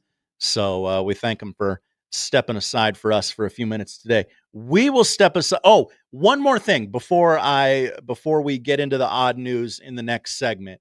AA Ron, Aaron Rodgers is on the Pat McAfee show, and the news aggregators, the insiders are stuck watching this and transcribing it, and the quotes are coming out. And the one that I've seen is that Aaron Rodgers did tell McAfee that he's, quote, pretty sure this is it, end quote, referring to his last season in the NFL. He said that is why the deal was for 1 year, because he feels like this is the swan song, so to speak. So I can't wait for him to be gifted old wooden rocking chairs throughout the season. And him going, why is everyone making such a big deal about this? I don't know why. Well, because you said it. That's why. So we'll step aside. We'll do the odd news. We'll laugh at all the absurdity going on in the world of sports. It's the Connor Happer Show. Producer Josh Odson sitting in today on 1620 The Zone. Talking Connor. The Connor Happer Show with Connor Happer and Josh Odson on 1620 The Zone. I love you.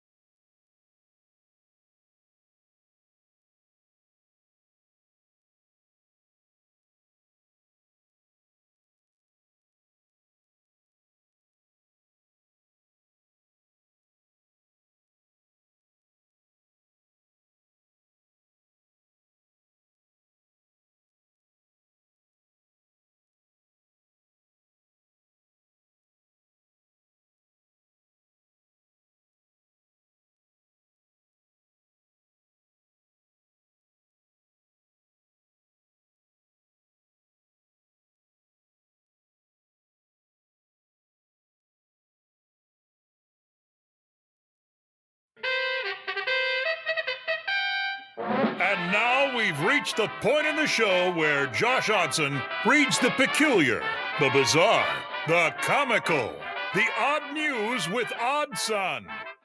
Odd news, Odd Son. See what we did there? The odd news with Oddson.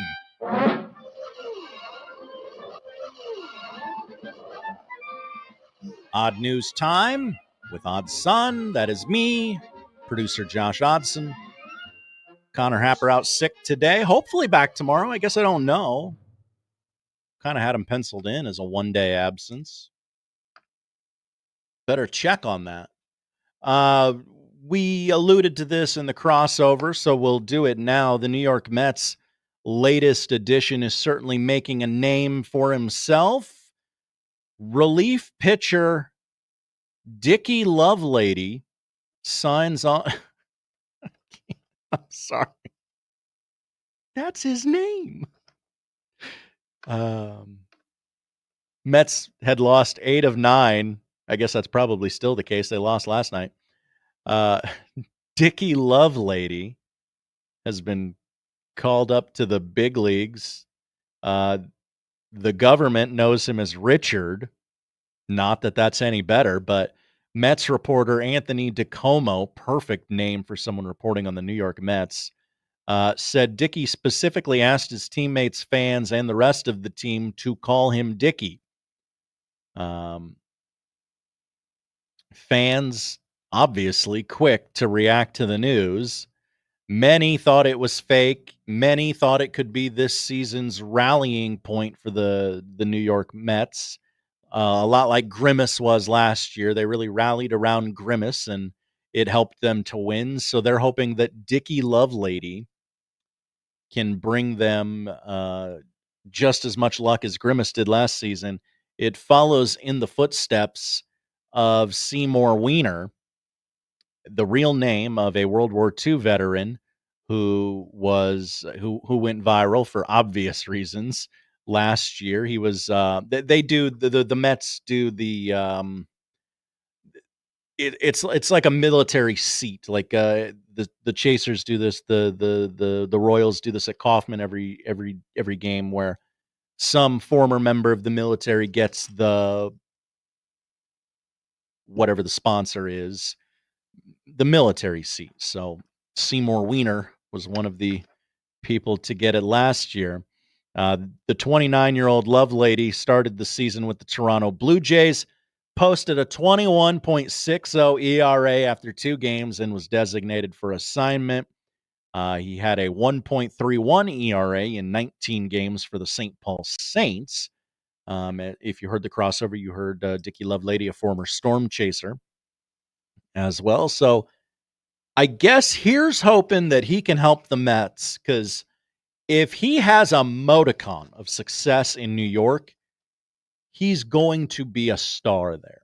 In, loose term star. Like, he's going to gain notoriety if he has just the ever so slightest bit of success in the city of New York. We go to Bristol for story number 2. No, this did not take place on the campus of ESPN.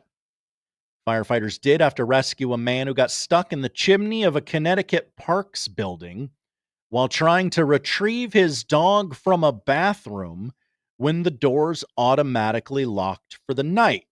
Police were called Sunday morning to Rockwell Park in Bristol for a burglary complaint and were told by Parks employees someone was in the chimney. Firefighters responded to the scene and got the man out after having to remove parts of the chimney and building, causing up to $10,000 worth of damage. Wow. That's going to be a hell of an HR meeting. The Bristol man, who was not injured, was arrested and charged with burglary, trespassing, and criminal mischief. He was released on bond in order to appear in court on July 7th. A message seeking comment was set to an email address. They tried to find him. He ain't talking. The man got stuck near the flue of the chimney of Mrs. Rockwell's Pavilion, a building named after the beneficiary of the park. Locks on the doors are set to timers and automatically lock at 10 o'clock. It's not clear how the dog got into the bathroom without its owner, But however it did get in there, it got in there before 10 o'clock. The door's locked at 10 o'clock. And then the man was on the outside and he can't get his dog. He's like, well, I got to get my dog. So he says, I'm going through the chimney. And that's when he got stuck. I mean, I guess I'm glad someone noticed him or noticed something was amiss and called police, or else you're there the next morning and the guy's been in there all night. That would be worse, right? I think so.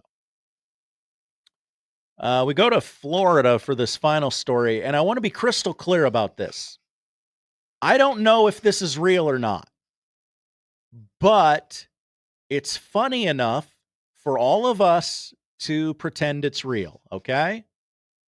Again, if anyone is litigious and maybe the subject of this demeaning story, I want them to know I don't know if this is real or not, but I would like us all to suspend our disbelief and pretend it is, because it's funny enough for me to share with you all.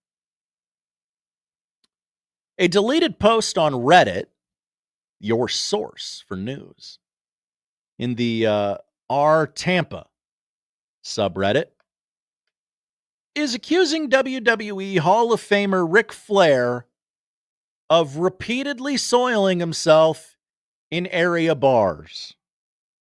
The post has been deleted and reads as follows, because the internet is forever. Quote, does Ric Flair keep coming to your restaurant and bleeping himself? Man has bleeped himself like 6 times this year, drunk AF at bars and other restaurants. He gets thrown out of Water Street places all the time.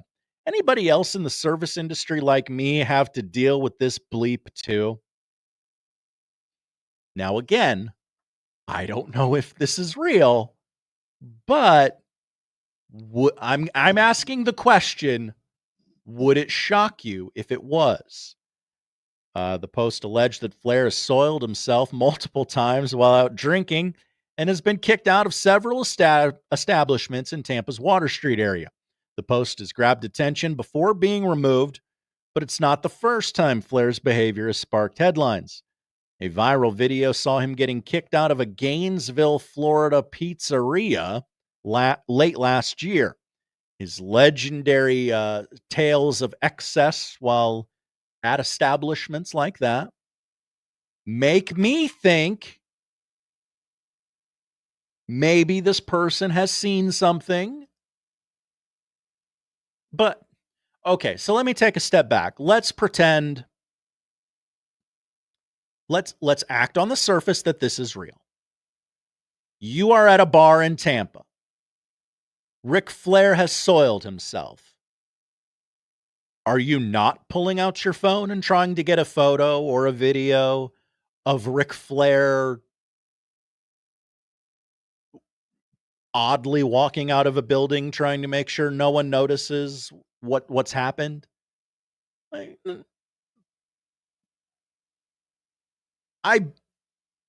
post is written in such a way that I feel like maybe this person is real. Maybe this person is a bartender somewhere or a custodian somewhere and has had to clean up something like this, or, oh man, you missed it. You were off yesterday, but Ric Flair was in here and he crapped his pants. Like, something like that. It reads real. But then I think about the world we live in, and boy, I just think Ric Flair would have a hard time getting out of that bar without me in Omaha, Nebraska, knowing that he crapped himself. So again, if you're in the Flair family and thinking about suing me, I once again remind the audience, I don't know if that post is real. I'm just asking the question. Does it seem that far-fetched? We will finally talk about some Husker football. They finally got some recruits. They have a voice to call the football games on Saturdays and the occasional Thursday and the occasional Friday this fall. We'll talk about all the news that's fit to print in Husker football next on 1620 The Zone.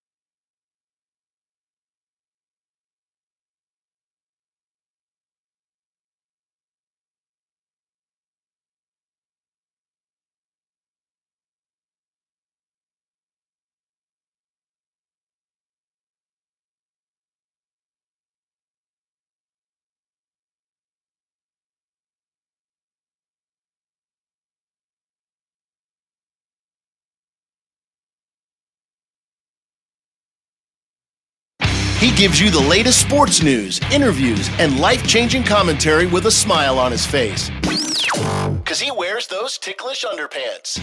Let's get back to the Connor Happer Show on 1620 The Zone.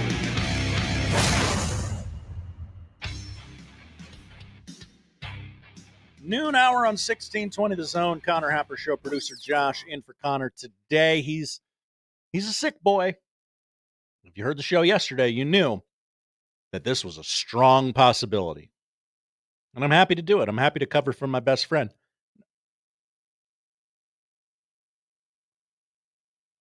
Sorry, I had some popcorn during the break, and some of it was still in my throat. I had to get it out of there so I could talk to you. I do want to let you know, this week, very special week here at 1620 The Zone and NRG Media, because it is a mega deals week.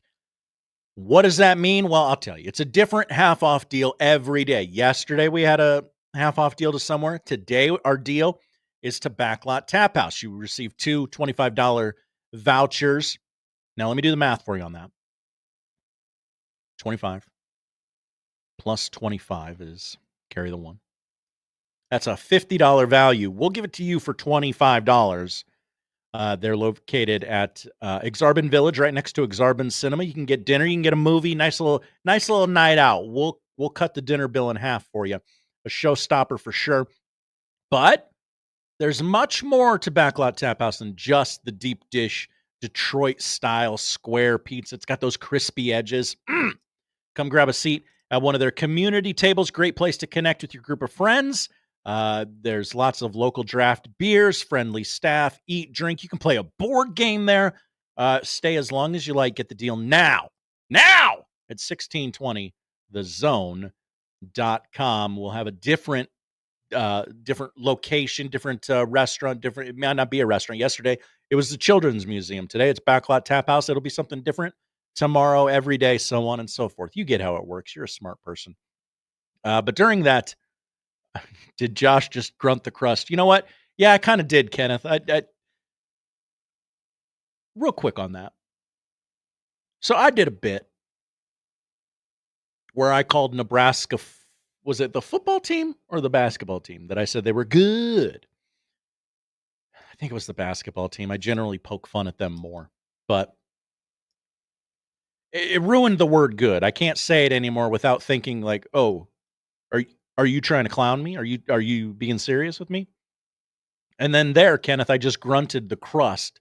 Detroit style square pizza with those crispy edges. I did that. Because of the grunt the slate bit, I do just grunt things now. I do just grunt a reaction to things now. So, it's not all glitz and glamour. It's not all popped popcorn at your office popcorn maker. I understand you think we live a life of luxury here at NRG Media Omaha, but it does have its downsides where I've changed the way I talk because of this show. But the thing I wanted to talk about before we really got into the Husker football of it all, yes, everyone, I understand. It is not Friday. Normally, popcorn is only popped in that popcorn maker on Fridays. It is Tuesday. I checked several times. What's the occasion? I haven't the foggiest idea, nor did I ask. But if there's popcorn, I'm eating it. I thought about the Ric Flair thing over the break, and I promise I will talk about the Husker football things in this segment, okay? I promise. I put it up. It reached poll question status with me over the last break there. So it's up at Happer Show. I would really like you to vote on it because if you miss the odd news, you're just getting into your car for lunch or whatever. Somebody in the Tampa Reddit said, hey, I work in the service industry. Ric Flair keeps coming in here and getting so drunk he craps himself. Anybody else having this happen to them, or is it just me? The post was deleted, probably because Ric Flair said, I'll sue you. That's just my guess. It reads like a real post, but then I kind of thought about it, and I'm like, if I was at a bar and Ric Flair crapped himself, I would get a photo. I would get a video. So I put it up on the poll, @Happer Show on Twitter. If you were at a bar and Ric Flair happened to be there and crapped his pants, would you try to get a photo/video of the incident? Yes or no? Very early precincts coming in. 2/3 of the audience says yes. They're with me. Yes, I would try and get a photo or video of that. So it's the one hole in that Redditor's story is that I can't imagine, because that's the other thing with Ric Flair too, right? He's not going to the dive bar on the corner to be left alone. No, he's going to the busiest bar, the busiest stool. He does not want to be on the end of the stool and not be bothered. He wants you to know Ric Flair is at your establishment. He may be 100 years old. He's not. He's 76 years young. But he still is that guy. He still wants you to know, hey, I'm Ric Flair, and I'm drinking at this bar with you. That's right. So, okay, enough about Ric Flair crapping his pants. We got to get down to real business. Husker football. We were constantly asking, hey, 2026, should we be worried? I did a show on Friday where I asked everybody who would listen, hey, 2026, we worried? What are we not worried? What are we doing? Boy, Matt Rule showed me, didn't he? Huskers snag a couple of 2026 recruits. Running back Jamal Rule from Charlotte. Cornerback Danny Odom from the Orlando area. I will read you some things about both of these gentlemen that Caleb Henry was nice enough to write. I'm not going to pretend to know about the recruit. I'm not on the Locked On podcast. It's not my job to know who these recruits are.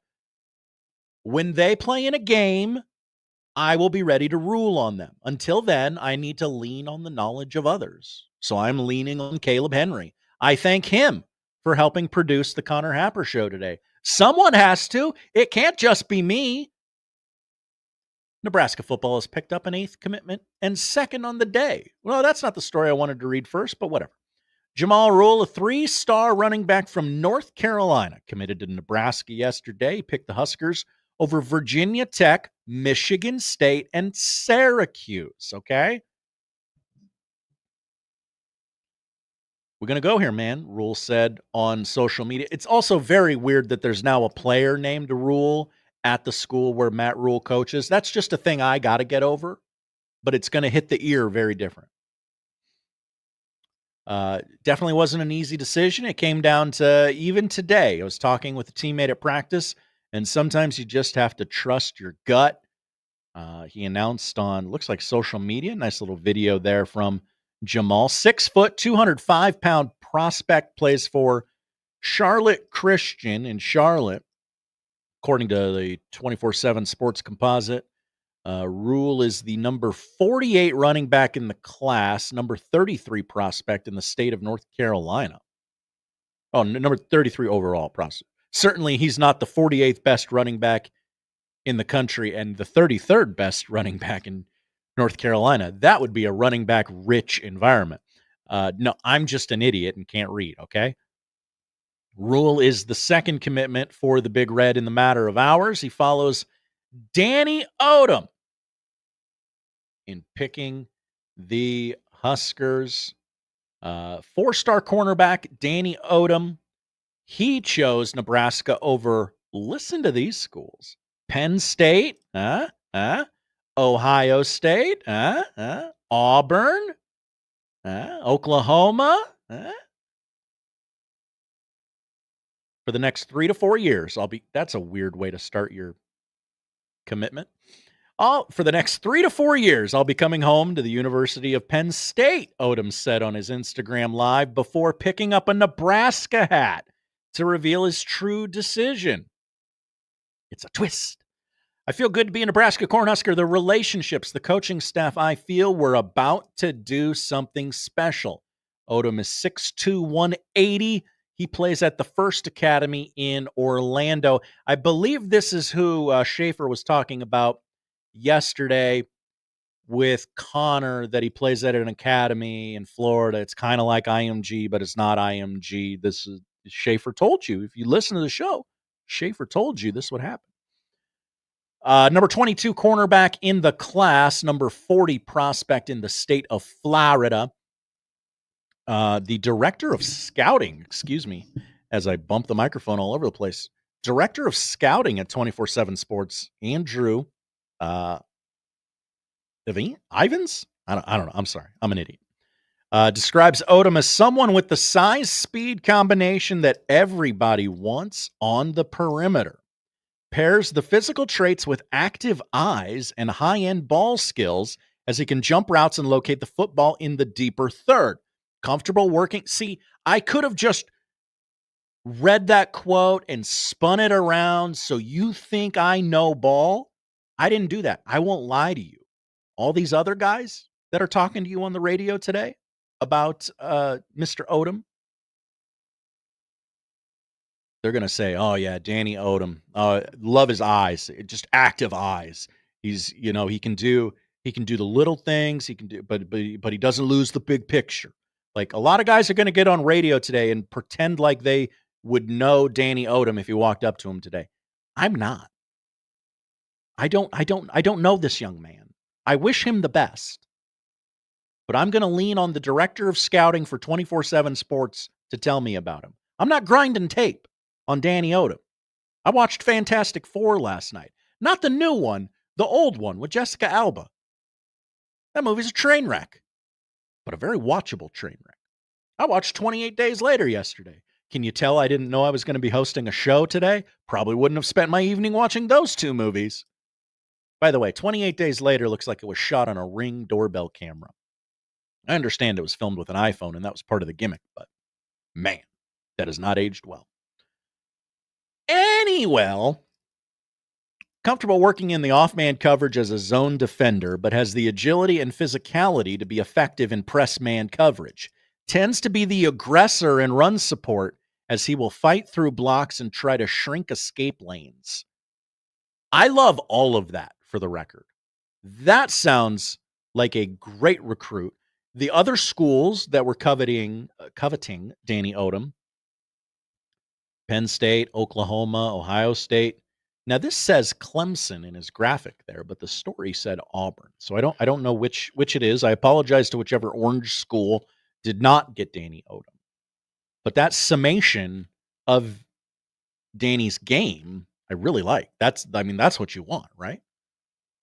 You want a guy who, there's cornerbacks who are like, well, I'm so good at coverage, they're not going to throw the ball my way.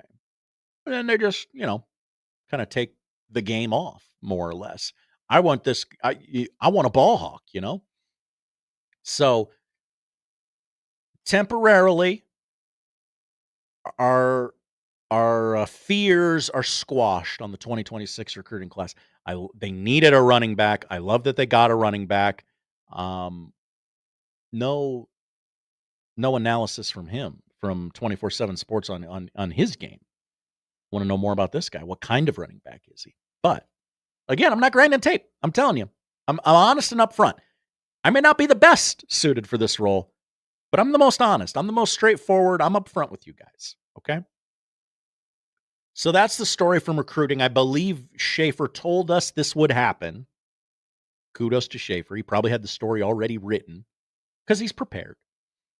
But the other story coming out of Lincoln yesterday, as reported by 1620 The Zone's Josh Peterson last week, the university did confirm that, hey, we got a play-by-play voice for football. Right? I mean, that's great. We've been waiting. Who's going to be the guy? Who's going to be the guy? Who's going to be the guy? Tough shoes to fill. We'll get to that.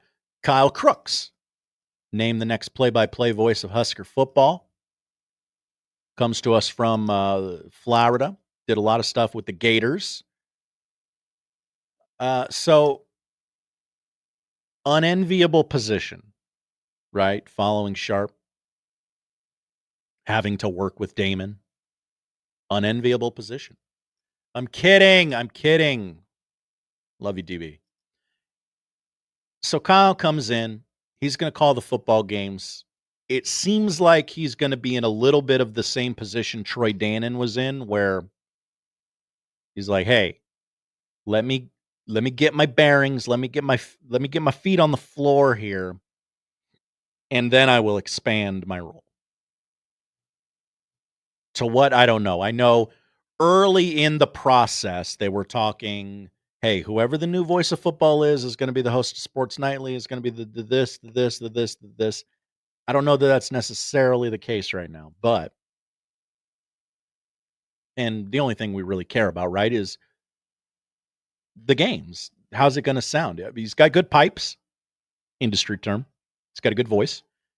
Hired Kyle Crooks as the new play-by-play voice of Nebraska football, as I read from the press release. In his role as the director of broadcasting, Crooks will also co-host Sports Nightly. There it is. We were wondering if that would be the case. That is the case.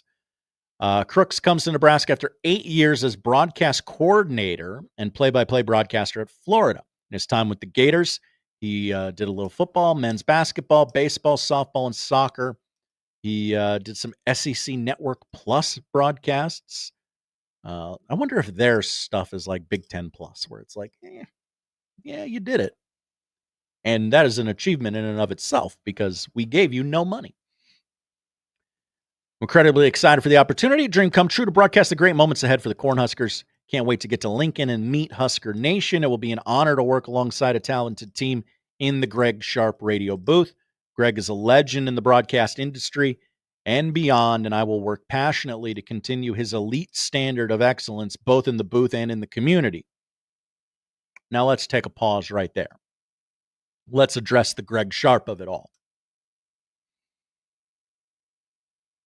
I would hope that this state, the people who love listening to the football games on the radio, and of which there are a lot of people in this state that do that. A lot of us in this state mute the TV, turn the radio up.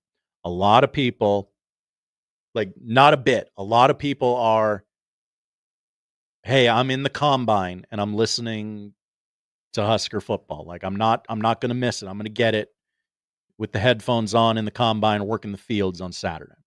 That's a real thing in this state. I would hope the fan base would allow a new person, whoever it is, in this case it is Kyle Crooks,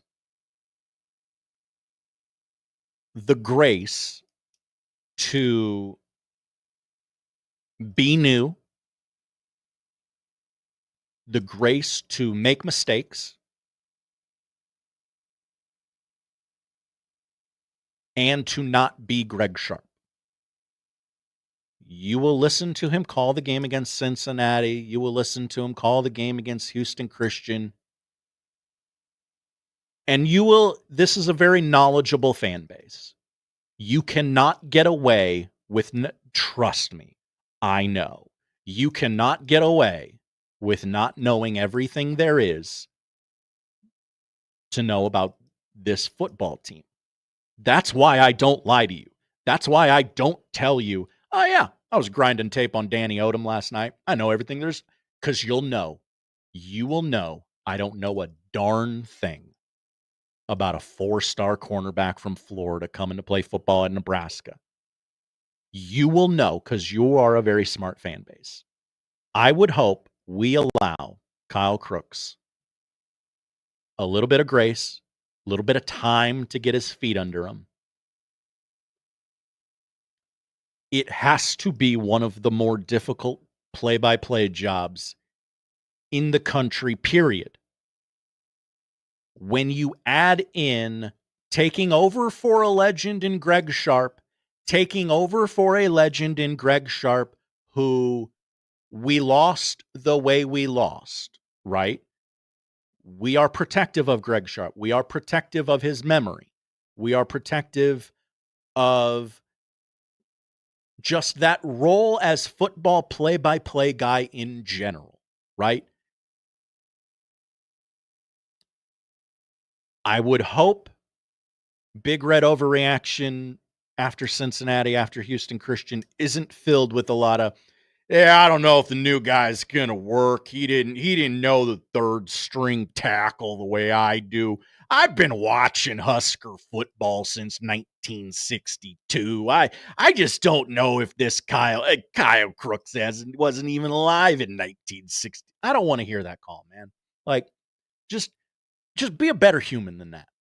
Like, that's what this boils down to. This isn't about football. This isn't a bleep measuring contest. Okay? Like, that guy worked really hard to get this job. It took a lot to apply for it. Like, just to go, you know what? I think I could follow Greg Sharp. That job doesn't open a lot.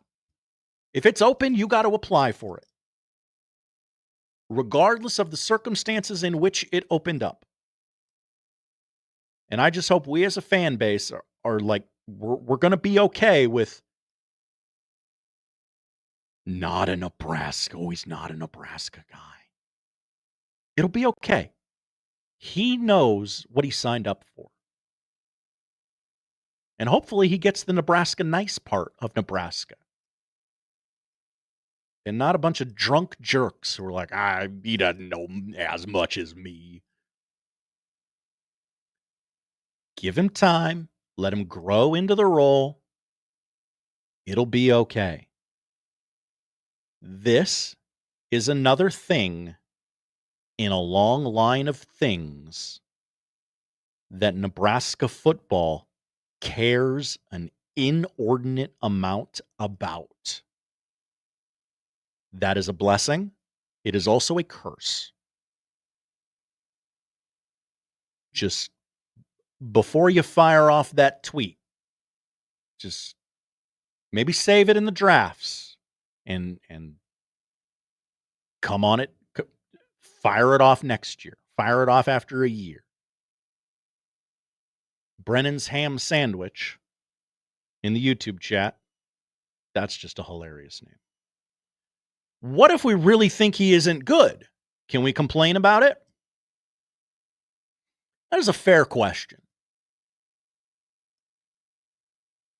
I would like to say I don't have an answer for you yet, but I don't think you're going to allow me to say that. So I will say this. If you can provide, not me, please don't provide me with these things when you're speaking on it in whatever forum you're speaking on it. If you can provide specific formatic examples of what you don't like, okay, I'll hear that. If he's got some crutch words, I'll entertain that. Now, if you're just like, hey, he's not Greg Sharp, I don't like him, I don't think that's enough. But a fair question from Brennan's ham sandwich, which is a hell of a quote from me. Brennan's ham sandwich adds, I just like saying Brennan's ham sandwich. You should probably wait to hear our complaints before you complain about our complaints. Again, fair. Another fair point from Brennan's ham sandwich.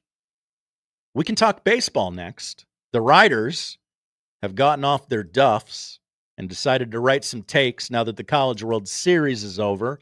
I will tell you if they are proper reactions or gross overreactions from a group of stoners. We'll do that together next. Connor Happer Show, 1620 The Zone.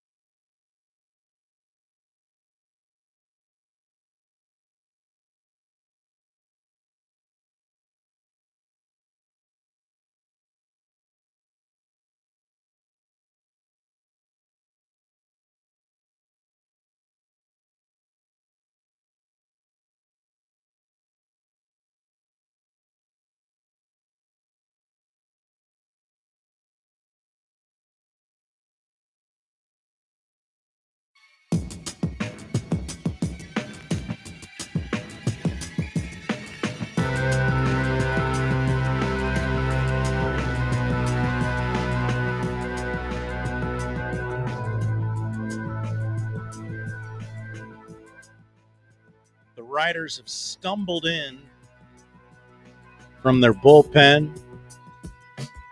They've handed me the list of topics and takes for MLB reaction over reaction. This is how this segment works. Connor Happer Show, by the way. Producer Josh Otson in for Connor today. He's out sick. Probably back tomorrow. TBD on that, though. So we have this staff of writers. And we got to get our money's worth, right? We're paying them to be here. We're paying them to write takes for all of us here at 1620 The Zone, so we don't have to think of them ourselves. So we got to get our money's right? So we have them do this segment where, hey, write us some baseball takes. We'll judge whether they're proper reactions or gross overreactions. They've done that this week. Now between you and me, they're a little rusty. They're a little hungover from doing Jell-O shots the last 2 weeks at Rocco's. You know, they didn't have to work during College World Series. Meanwhile, Connor's on his deathbed from working 1,100 straight hours in a row or something like that. I don't know what day of the week it is or the date and all that stuff. I don't say that to say, woe is me. I say that to shame our writers into not working the last 2 weeks. So they're here. They got the baseball takes, and I will read them for you now. Take number 1. The Vegas baseball stadium, which broke ground yesterday, will be done by 2028, and the A's will seamlessly play in Sacramento until then. Boy. So that it better happen like that, or there's a lot of people in a lot of trouble. I cannot, in good conscience, sit here and tell you on June 24th, 2025, that yes, all of those things will happen. I am going to call that a reaction because it has to be a reaction. I am shocked that really nobody has come into that literal AAA ballpark in Sacramento and said, what the hell are we doing here? Like, let me, real quickly, I apologize for not having this done earlier. What has the Athletics home schedule been like this year? I'm pretty sure the Yankees have played there. And I can't believe there wasn't a reporter who goaded them into saying, this place is a dump. I can't believe we're expected to play here. It looks like the Cubs have played there. The Mets have played there. The Padres have played there. The Yankees have played there. I'm looking. They played at the Dodgers. I mean, the Phillies came in there. The Dodgers have not played there yet, but that's coming. I mean, you know, these teams that are used to having everything they've ever wanted, going to a AAA stadium and not saying into a microphone, hey, this is kind of a dump. This is kind of not what we're used to. It has to be a reaction. The whole project has been bumpy along the way, so I can't imagine there won't be one more bump in the road as the A's try to weasel their way into Vegas. But, I mean, they broke ground on the stadium. They're building a stadium. Somebody's going to play in there. Might as well be the A's. Take number 2, Cal Raleigh will keep this up. I mean, that seems unlikely. This feels like an overreaction because the Big Dumper, that's his nickname, is on a tear. 4 straight games with a home run, 6 home runs in his last 6 games, 7 more home runs than any other catcher has had in the first 77 games of a season. His 32 home runs are the most of any switch hitter in the first 77 games of a season. He's got 4 more home runs than any catcher has ever had before the All-Star break, and he still has like a dozen games before the All-Star break. Here's what I've been thinking about Cal Raleigh the last, 3 or 4 days. Is he going to try and capitalize on this run that he's on, this incredible first half he's had, and participate in the home run derby, and then have an awful second half of the season? You always hear about guys, oh, yeah, I competed in the home run derby, and it was a huge mistake because I was just gassed the entire second half of the season. I don't quite believe the science of that. I think it's more of a scapegoat thing, but Cal Raleigh is mashing right now. Is he going to be one of the, 8 guys in that home run derby? And then he cools off a little bit? He's going to cool off regardless of whether or not he's in the home run derby. Now, it's just a matter of what level of cooling off is Cal Raleigh going to do. I'm going to say overreaction because of the way it's worded. Cal Raleigh will keep this up. Very poor writing from the writers. Good job, guys. Take number 3. The low-scoring Yankees are just who they are now.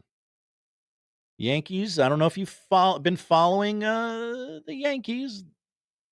They're not scoring a lot of runs lately, and people are noticing. Now, they're 10-11 in the month of June, 3-7 in their last 10. Meanwhile, the Rays are 7-3 in that same stretch.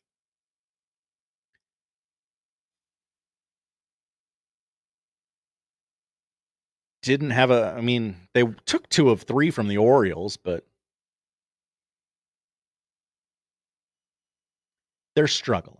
They had back-to-back shutouts last Sunday, Monday, Tuesday, and that's where. And then they got swept didn't get swept by the Angels. Excuse me. They lost 3 of 4 to the Angels. So people are worried about the Yankees. I'm not personally worried about them because I don't care what happens to them. They're the Yankees. They could lose every game between now and the end of time, and I'd be like, okay, sure, that's fine. But I don't think we need to panic about the Yankees' offense. They still have scored the most runs in the American League up to this point this season. They still have a plus 105 run differential. I did not divide that by games played to get the slice score. Aaron Judge is still the AL MVP. I was not joking when I told Alan Bell, I think in a humid Cincinnati, in that tiny baby ballpark they have there in Cincy, Aaron Judge might find another way to hit one over the wall. I'm not worried about the Yankees. I'm ruling this one an overreaction. Take number 4. The Giants' acquisition of Rafael Devers was enough to strike fear into the hearts of the Dodgers. That seems like a stretch, writers. I feel like the Dodgers, if I'm a Dodger or if I'm a Dodger fan right now, I'm probably thinking to myself something along the lines of, we are too blessed to be stressed. We, the Dodgers, are still leading this division over those Giants by 3.5 games, despite having, 14 pitchers on the IL, right now. That's a lot. And then they're still 48-31. They still have the most wins in the National League. And they have a mash unit of pitchers right now. They're letting Ohtani pitching an inning at a time because it's their best option. So if I'm the Dodgers, I'm not scared. Now, if I'm the Giants, I feel great, right? I'm well within that wild card range, and those are the teams that have really been successful in the playoffs the last few years. if I'm the Giants, I'm also asking, hey, hey, management, excuse me, is this thing on? Yes, management. Could we have a bat at second base? That would be great if we had a second baseman. The fourth worst OPS from that position in the bigs right now. So again, going to call overreaction. It helps. If you're the Giants, you love your position. But if I'm the Dodgers, I'm always going to love my position when I've got, Shohei Ohtani, let alone everyone else that plays with Shohei Ohtani. Have you met Mookie Betts? Have you met Freddie Freeman? He's injured and still great. Boy, Freddie Freeman, got to get that injury taken care of, buddy. Been a while. Take number 5. The Kansas City Royals should be sellers at the deadline. Gross overreaction, writers. Also, I don't like the position you've put me in here, writers, for having this be the question when Connor's gone. Because what's going to happen inevitably is someone's going to text Connor or tweet Connor, hey, producer Josh said the Royals should be sellers. I did not say that. The writers made me ask if that was if that's a proper reaction or a gross overreaction, to which I immediately said gross overreaction. They're 2.5 games out of the wild card. Bobby Witt has talked with the smart people. He's found something in his mechanics.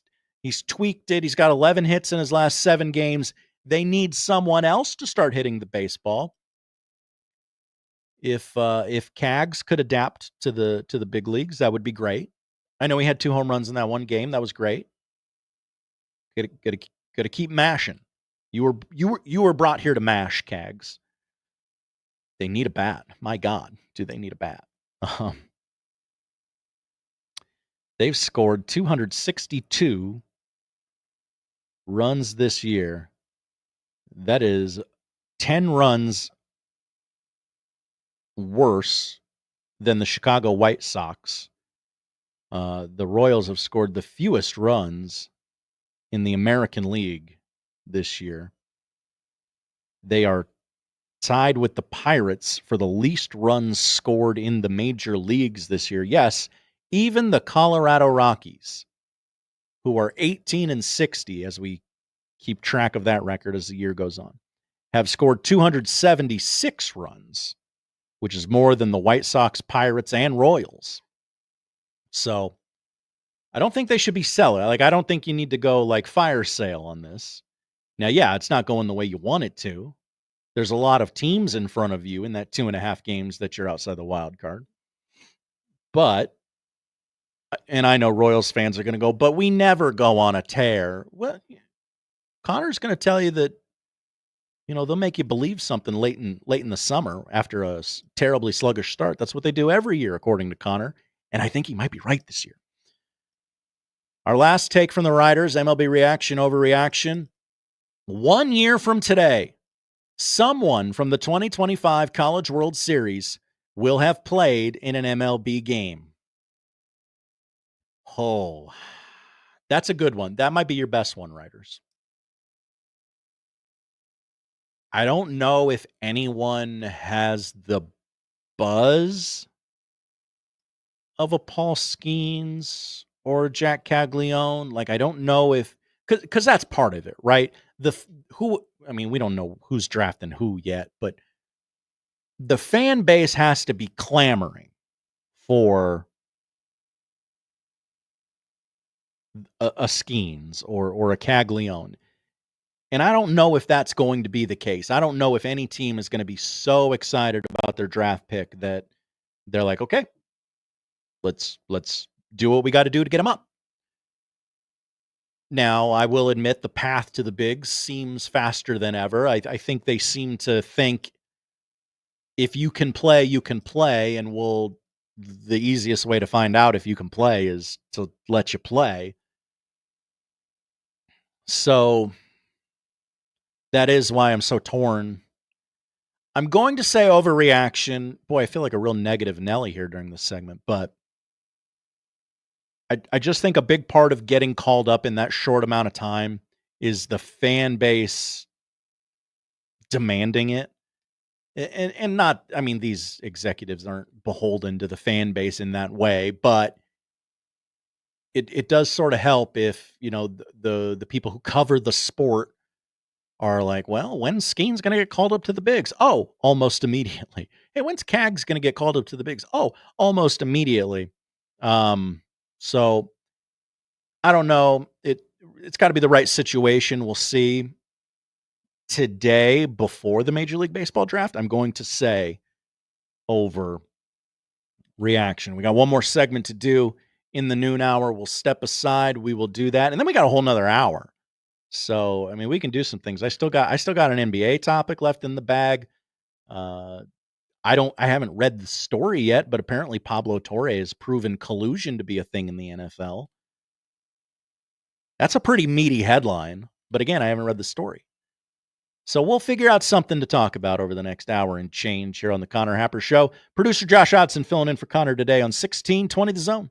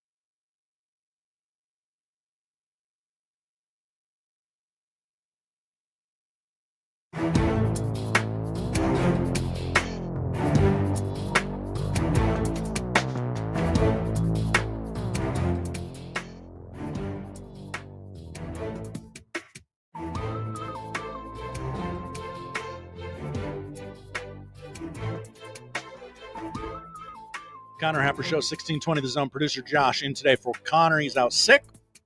Hopefully back tomorrow. Wish you the best, buddy. But in the meantime, I said there was a good chance I'd read this Pablo Torre story to you that I haven't read yet. I read it during the break, and I have deemed it worthy of reading to you. So this will be a short segment. I'll summarize it for you, and then we'll really hit it hard at the start of the 1 o'clock hour. So it seems as though on the latest episode of Pablo Torre's podcast, Pablo Torre Finds Out, he has on as a guest Mike Florio from Pro Football. What was he? He's Pro Football Talk, right? Yeah. So had him on as a guest, and they revealed that they had a friendly wager, a contest between them. Not that type of contest. Head out of the gutter. The contest being, hey, if either of us can get our hands on these documents from the NFL that explain arbitration rulings and why contracts are the way they are, if either of us can prove collusion, whoever finds it will host the one who didn't find it on the podcast, and they'll talk about collusion in the NFL. Okay, what kind of collusion are we talking about? Like Colin Kaepernick collusion? Not that collusion. About contract salaries, why people get paid the way they are, why after Deshaun Watson signed that mega deal out of nowhere that seemed like a bad idea at the time, and history has only proven that it was a terrible contract time and time and time and time and time and time and time again. Quite possibly the worst contract in the history of sports. Certainly top 5. So they believe they found the answer. And in finding the answer, they believe they found why you, the football consumer, have not gotten the answer. I'm going to let that serve as a broadcast tease. In the next segment, we'll go over what they found and what they believe to be the reason you, the football consumer, were not given the information. You always come up to us, hat in hand, tears in your eyes. You're big, strong gentlemen and ladies. And you say, why didn't you tell us what you knew when you knew it? And sometimes we tell you, yeah, we told you everything we knew when we knew it. Sometimes we'll tell you, well, we danced around it. But if you can read the tea leaves, you would have known we were telling you the whole time. And sometimes we don't tell you things we know because someone's feelings will get hurt in the process. That's what happened here with the National Football League. Who they protected and why is pretty interesting. And I will tell you next on the Connor Happer Show, 1620 The Zone.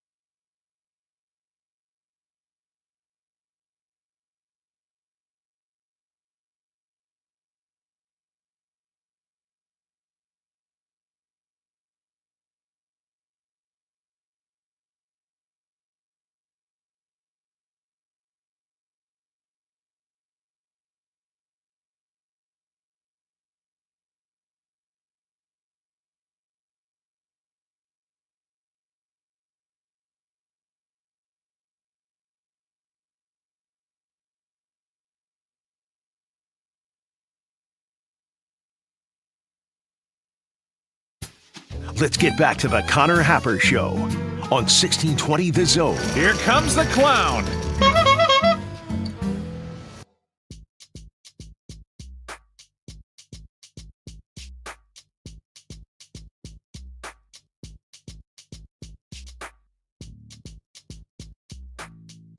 Connor Happer Show 1620 The Zone. Producer Josh in for Connor today. As I look up at the TV, they're showing clips from the Oklahoma City parade.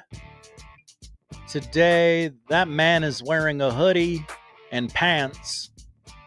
Not sure why I said pants like that, but it's 90 degrees in Oklahoma City today. Basketball players are weird, man. Just wear shorts. It's cool. You wear shorts to work.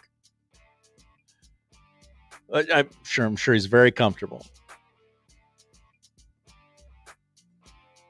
We will report if anything goes off the rails there in Oklahoma City, if there's any fun dancing going on or anyone completely blitzed. And for those of you wondering in the YouTube chat, yes, I will try and get to that Caitlin Clark thing today. We might have some time, but first I told you. I mean, I teased this. I teased it in the last segment. I spent a whole segment teasing it. Pablo Torre, latest episode of his podcast he had on Mike Florio. The two revealed that they were engaged in a friendly competition to uncover the arbitration ruling in the NFL Players Association's grievance against the league regarding collusion allegations. The players' union went to an arbiter and said, hey, these contracts aren't right, man. Because, the bar gets set and it gets cleared. Like that's how it works most of the time, right? Unless a player says, no, unless a Tom Brady comes in there and says, I'm Tom Brady, and for the good of the team, I will take less so the team can win more. Oh, Tom, thank you. That's generally how it goes. That's my Tom Brady impression. What's everyone think? The arbiter ruled in the NFL's favor, said, sorry, union, I don't think you got anything here.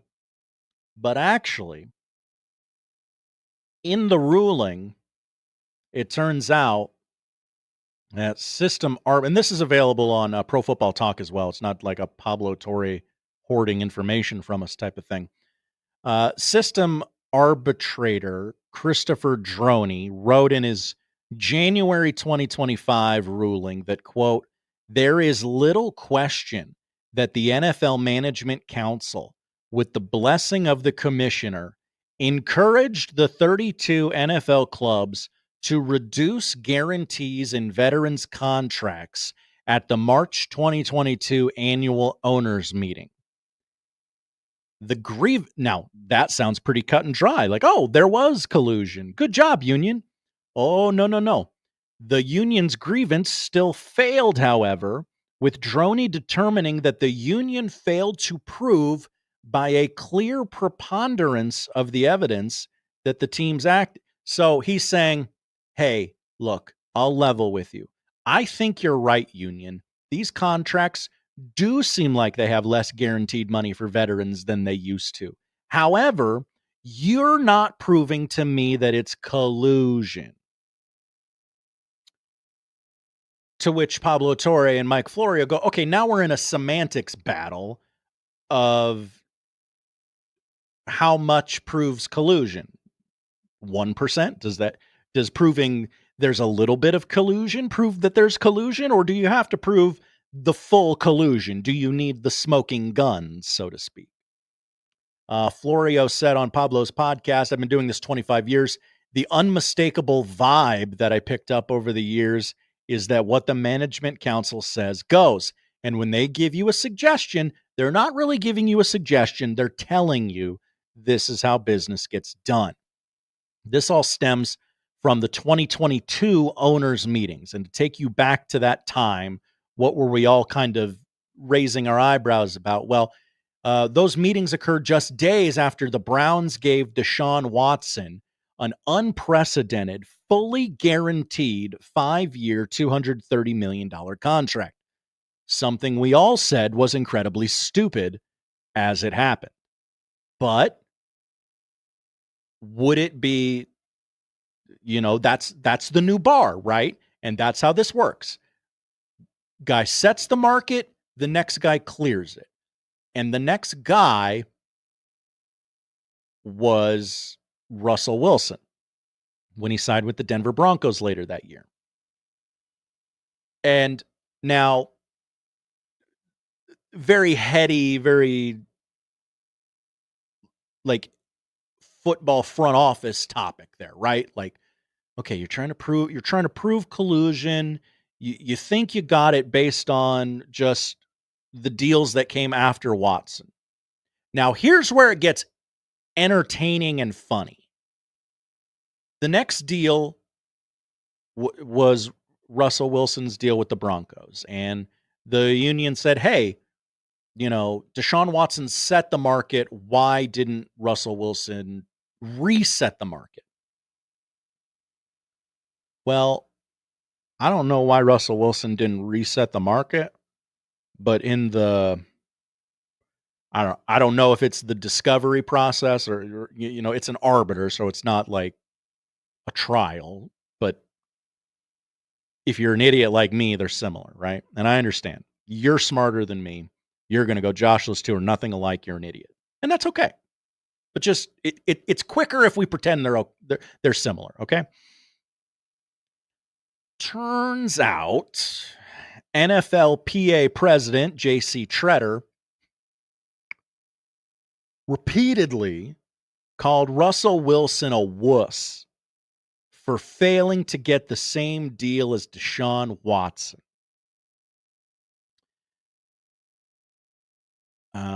Instead of being the guy that made guaranteed contracts the norm, Wilson's the guy that ruined it for everyone.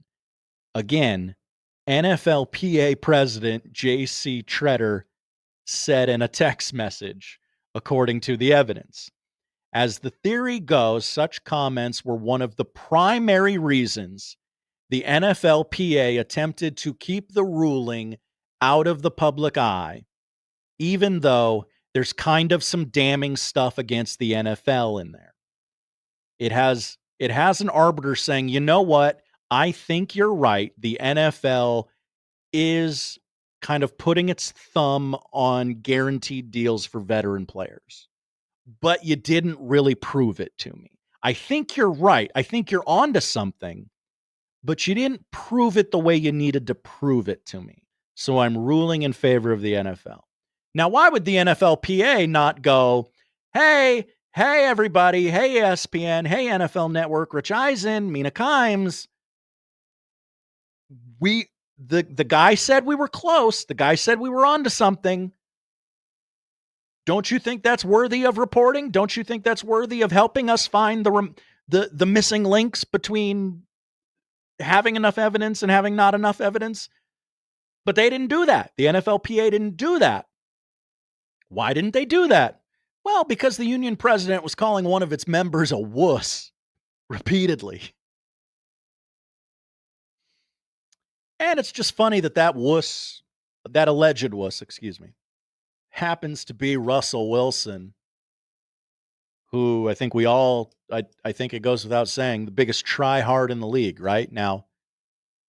I commend him for his time in Pittsburgh and seemingly not trying hard, seemingly just going to work and not talking. That was probably the way to play it in Denver, but that is not the way he played it. So what do we think of that?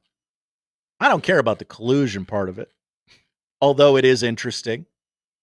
I think it's pretty easy to see why other NFL teams did not give quarterbacks the Deshaun Watson deal, because when it happened, we said, that's stupid. Why would you give any quarterback a fully guaranteed 5-year deal, let alone that quarterback? So that's neither here nor there. I like the interpersonal drama of a union president calling one of its members a wuss. And that wuss being Russell Wilson, someone that we think is a wuss. Oh, is your workplace that weird? No, mine's not. But I liked the story, so I wanted to read it to you when I had the time to do so today. We'll take a break. We'll come back. That's generally how it works. It's the Connor Happer Show. What are we going to talk about next? Maybe we'll get to that Caitlin Clark thing next. We got a segment before we read the poll questions, before we tell you what to watch. Maybe that will be the segment in which we finally get to the Caitlin Clark thing. Will it be? I don't know. Almost assuredly not, but you never know. You got to stay tuned. You got to find out. It's the Connor Happer Show, 1620 The Zone.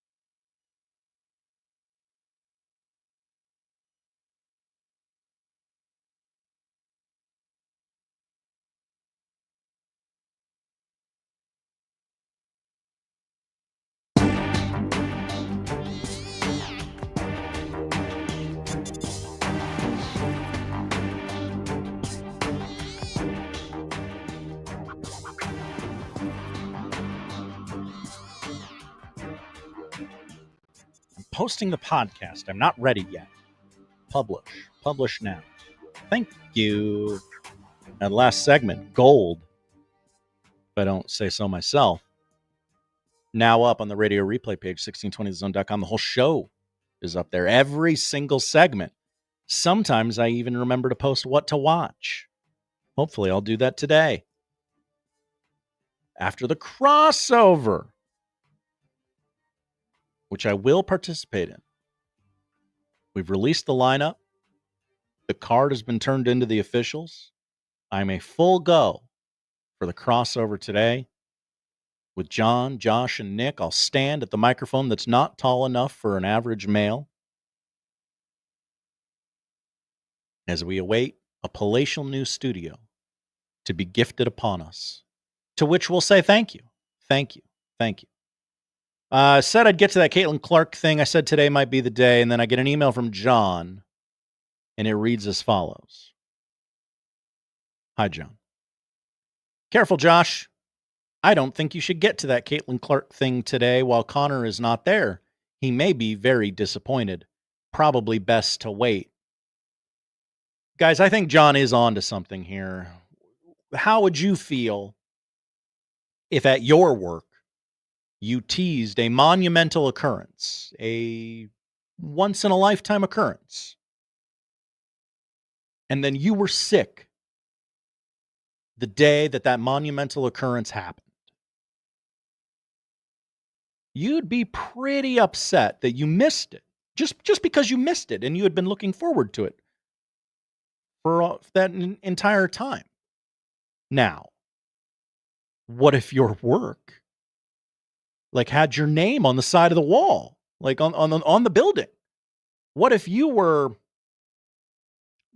Charles Schwab and we said, College World Series is coming. College World Series is coming to Charles Schwab. You got to be at Charles Schwab. We're going to do the College World Series. And then the College World Series came and you weren't there. You're like, wait, my name's on the building. I can't possibly miss the College World Series. My name is on the building. Kind of the same thing, right? Like, hey, we're going to get to that Caitlin Clark thing on the Connor Happer Show. Hey, the Connor Happer Show is going to get to that Caitlin Clark thing today. And you were sick and you missed getting to that Caitlin Clark thing. But your name is on the building. It's right here above my head on the YouTube stream. Now, I've crossed out his name and written my own in there because he's not here today. Why should he get the glory? But I do think John's right in this instance. So I'm ruling as producer and director of audio for 1620 The Zone that we will not get to that Caitlin Clark thing today. Maybe tomorrow. Maybe. Now, for those who are tuning in, wanting us to get to that Caitlin Clark thing, I will tell you this. We are in the summer. We have hit that post-College World Series pre-football season lull where you could turn on this radio station for the next, when's Big Ten Media Days? July 22nd. So through the 24th. Perfect. For the next month, you can tune into this radio station. And there is genuinely no limit to what you could be hearing coming through your speakers. We might be talking about sports. We might be talking about movies. We might be talking about food. We might be talking about geopolitical politics, which, I say that out loud and it seems like an oxymoron, geopolitical politics. But I'm saying over the next month, between now and Big Ten Media Days, these guys are going to come into work and they're going to be like, there's nothing to talk about. What do we do? Why do we even do this? I love this time of year because I can talk about anything. And if anyone says, well, why'd you talk about that today? I can simply say it's summer. New York Times releasing a list of the 100 best movies of the last 25 years. 100 best movies of the 21st century. I could talk about that. Number 100, super bad. That's all the further I've gotten. Don't know why I thought I could read it during the show. That was stupid. But, you shoot for the moon, and if you miss, you're still amongst the stars. Am I right? That's how that saying goes, right? Anyway, so long diatribe to say we will not be getting to that Caitlin Clark thing today. However, I offer you a trade. Basketball. More basketball. As the Celtics did it again. They've fleeced another team. I don't know if they got dirt on the other teams in the league, but boy, they seem to do this every time they make a deal. And that's coming from me, a Celtics fan. I should be thrilled that they fleeced another team. Another front office is a bunch of idiots who dealt with the Boston Celtics. Last night, the Boston Celtics traded Drew Holiday to the Blazers. He used to be a Blazer, now he's a Blazer again. They wanted him back that bad, and they said, okay, we'll do it for Anthony Simons. And for some reason, Portland said yes. Would you like some draft picks too? Now, this is Jacob Padilla territory where we're talking second apron thresholds. It's like a luxury tax. Other sports call it a luxury tax, but the NBA can't possibly be bothered by doing things the way any other league does them. So they call it a second apron threshold. What is it? I couldn't tell you. I mean, I could break down the words, a second apron threshold. A second apron has hit the threshold in the NBA. So, for months, us Celtics fans, we've been told the organization's got some tough decisions. They're going to have to make some tough calls. Blah, blah, blah, blah, blah. It means they're going to have to trade away somebody you like. Platcat calls it the super mega luxury tax. Yes, that not knowing what the second apron threshold actually is, boy, it sure sounds like you could call it super mega luxury tax, and that would fit. But also, Platcat, thank you for listening. I know this is like the 6 weeks you're supposed to be working. Your words, not mine. So I thank you for spending time with me today. So it's code for, hey, Celtics fans, the team's going to look different next year. You're going to have to trade away somebody you like. And you can't really trade away Jason Tatum because he's going to miss next season with one of those torn Achilles that seem to just pop up in the NBA nowadays. That leads us to all Celtics fans to go, okay, it's probably Jaylen Brown. He's very expensive. So I get it. So I've been digging.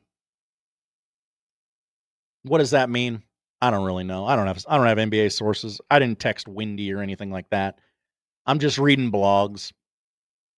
And boy, it sure seems like that Jaylen Brown deal is going to happen this week. Maybe even today. Maybe even tomorrow. Because all the blogs I read, and these are like Yahoo Basketball, Celtics Beat, or the Celtics is in the name of the blog somehow, some way. So, massive grain of salt when I'm regurgitating this information to you. Reading a lot of Jaylen Brown to the Spurs for the number 2 overall pick. Now, again, basketball is weird. I don't feel like that's a complete trade. Like, is the Bill Simmons trade machine still on ESPN.com? Like, I didn't plug it in, okay? Like, I think it has to be more than just that, but nevertheless. Jaylen Brown for the number 2 overall pick. How does that make me feel as a Celtics fan? Well, I like Jaylen Brown. I like his game.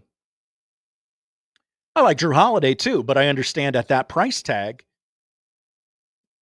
you can't have Drew Holiday.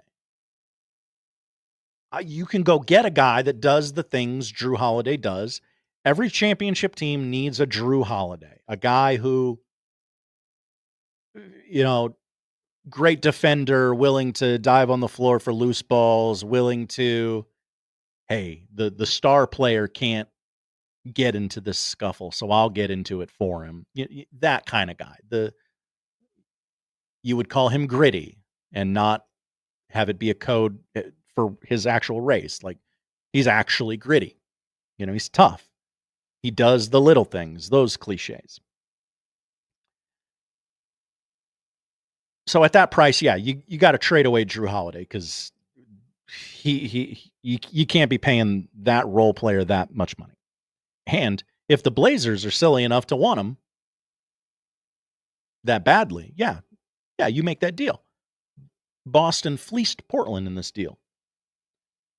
So again, I don't know. Jaylen Brown for the number 2 pick. It depends on who you take, right? So, who's available? Boy, it sure seems like Cooper Flagg won't be there. Sure seems like the Mavericks are going to take him at number 1. But that's the same group of idiots that traded away Luka Doncic. So, maybe? I don't know. So it comes to, it's probably one of those kids from Rutgers, right? Seems like Dylan Harper is the guy in the mocks that's going ahead of Ace Bailey. So, okay.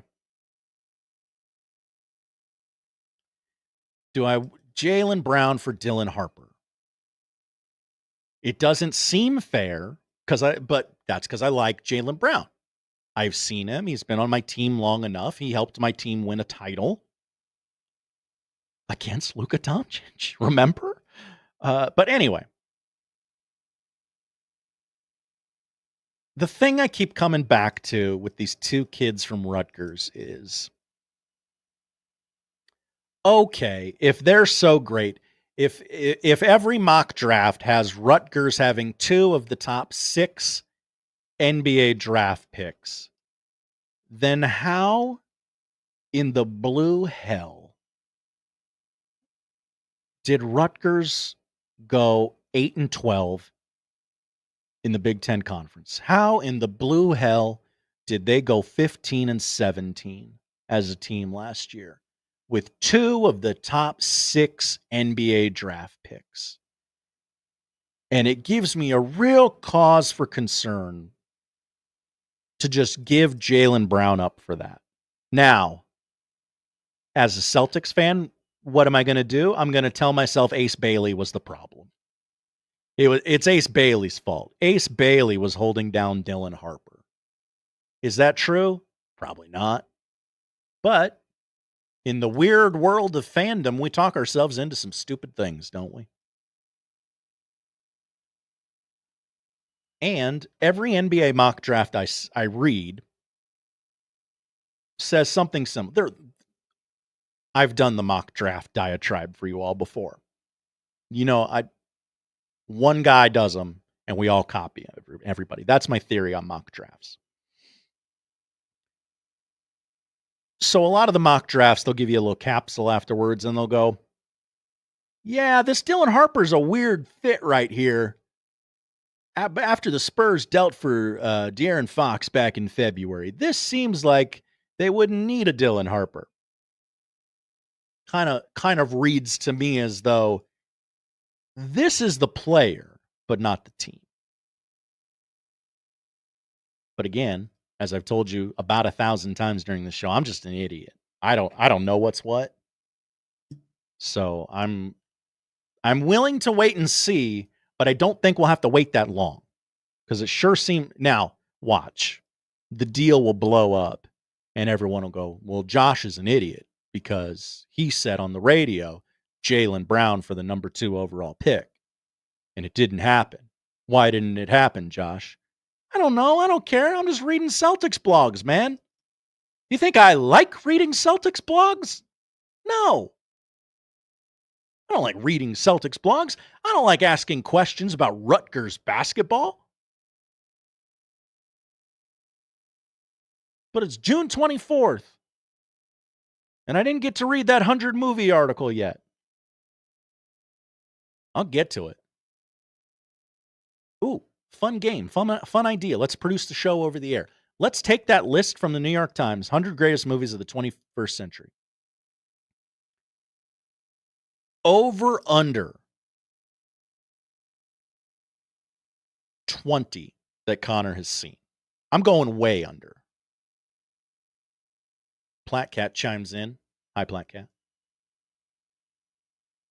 Circa dropped Spurs 2026 odds to 12-1 when the rest of the world had them 25-1.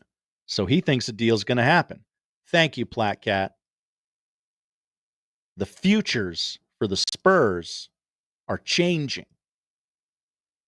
Boy, Jaylen Brown and Victor Wembanyama, that team's going to be good.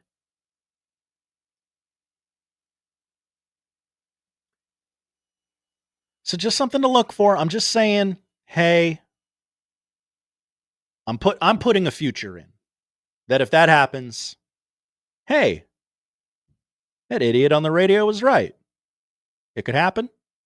Josh Peterson said that Super Bowl would go to overtime, and it happened. Maybe this is my overtime Super Bowl.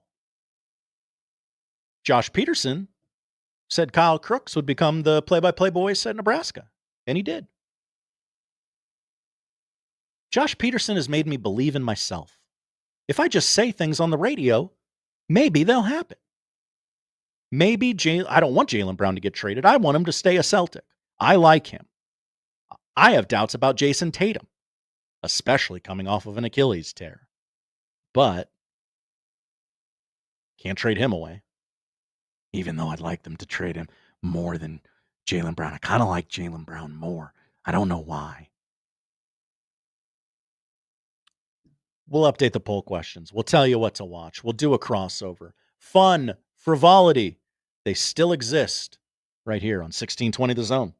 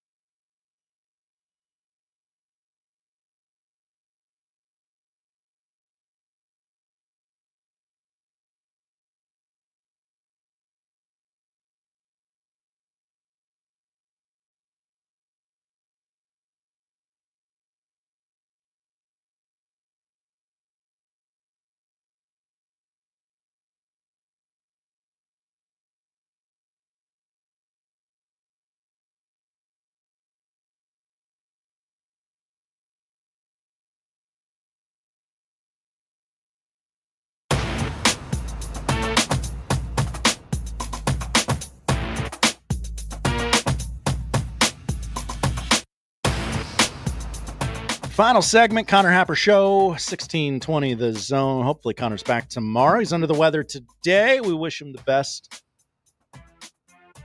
I think he'll probably be back tomorrow. He doesn't like missing shows, and he knows he's missed a lot of shows lately. So we update the poll questions ahead of a crossover and unsportsmanlike conduct. AM Crossover provided us this bit of, I don't know what it is, idiocy. Could we hire Brian Windhorst at 1620 The Zone? We tagged him, so I know he can see it. And 60% of the audience said no. Now, I got to question the audience on this one. I think you're thinking of Brian Windhorst, the ESPN talking head.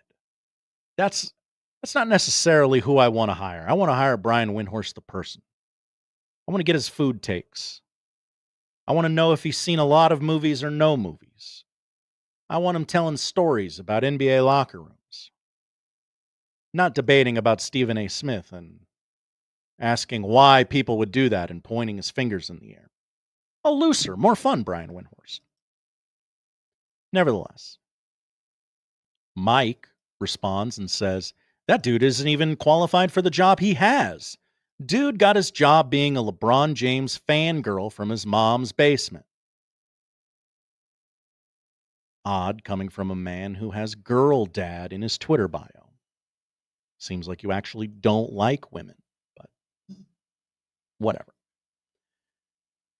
Next poll question. If you were at a bar and Ric Flair happened to be there and crapped his pants, would you try to get a photo/video of the incident? To which 62.5% of the audience said yes. Yes, I would. That stems from a story in the Odd News. A Tampa bartender says this is happening. He deleted the post. But I think if it is happening repeatedly in the city of Tampa, we would know about it. Just a theory I'm working on that I wanted to bring the audience into. Those are the poll questions. Josh, what are we watching tonight? Well, thank you. We're watching baseball. Braves at the Mets. I don't know what time the game actually starts. I wrote down 6:05 just because it's on TBS. Braves are back home as God intended. Braves also 4-0 against the Mets this year, 27-10 against the New York Mets since 2022. Spencer Strider on the mound for Atlanta. He got his mojo back in the last start. I've probably just jinxed the team, and to them I apologize, but those are numbers. Nats, Padres, 8:40 on MLB Network. WNBA doubleheader on NBA TV. LA at Chicago at 7. Then the Caitlin Clarks are in Seattle at 9 o'clock. Mike Stibbs asks in the chat, will Dumper hit a homer in his 5th straight game? To Stibbs, I say 2 separate times today. I referenced Cal Raleigh, the conversation with Alan Bell, and also in MLB Reaction, Overreaction. If you want to go back and give us a click. 6 o'clock on ESPN tonight, the NBA Draft Preview Special. Analysts preview the 2025 NBA Draft as the Dallas Mavericks hold the number 1 pick, breaking down the top prospects in the draft following consensus number 1 selection, Cooper Flagg. I'm interested in how ESPN will go, well, maybe they won't take Cooper Flagg. Maybe they will. They're going to take Cooper Flagg. Movies on TV tonight. Shawshank Redemption is on AMC at 7 o'clock. Ferris Bueller's Day Off is on BBC America at 7:30. I'm legally obligated to tell you that Tommy Boy is on Paramount at 9:05 tonight. And on Freeform at 8 o'clock, The Lion King, which celebrates its 31st birthday today. That's right, the movie was released in theaters 31 years ago today. And finally, on Disney Plus, the series premiere of Iron Heart, the latest Marvel television series. Inventor Riri Williams gets wrapped up with the mysterious Parker Robbins, played by Hamilton's Anthony Ramos. And I bring that up not because the show looks all that interesting, but because several reviews were released about this show last night, and they all had the same thing to say. Yeah, the show's pretty great, but also there's this huge piece of the MCU you're going to need. So you need to watch this show whether you want to or not. Huge piece of MCU plotline revealed in the Disney Plus series Ironheart. So I guess I have to watch that tonight as well. Josh Peterson, John Bishop, Nick Grimm, they're coming in for an unsportsmanlike conduct. And before they get rolling with that, we will do a crossover next on 1620 The Zone.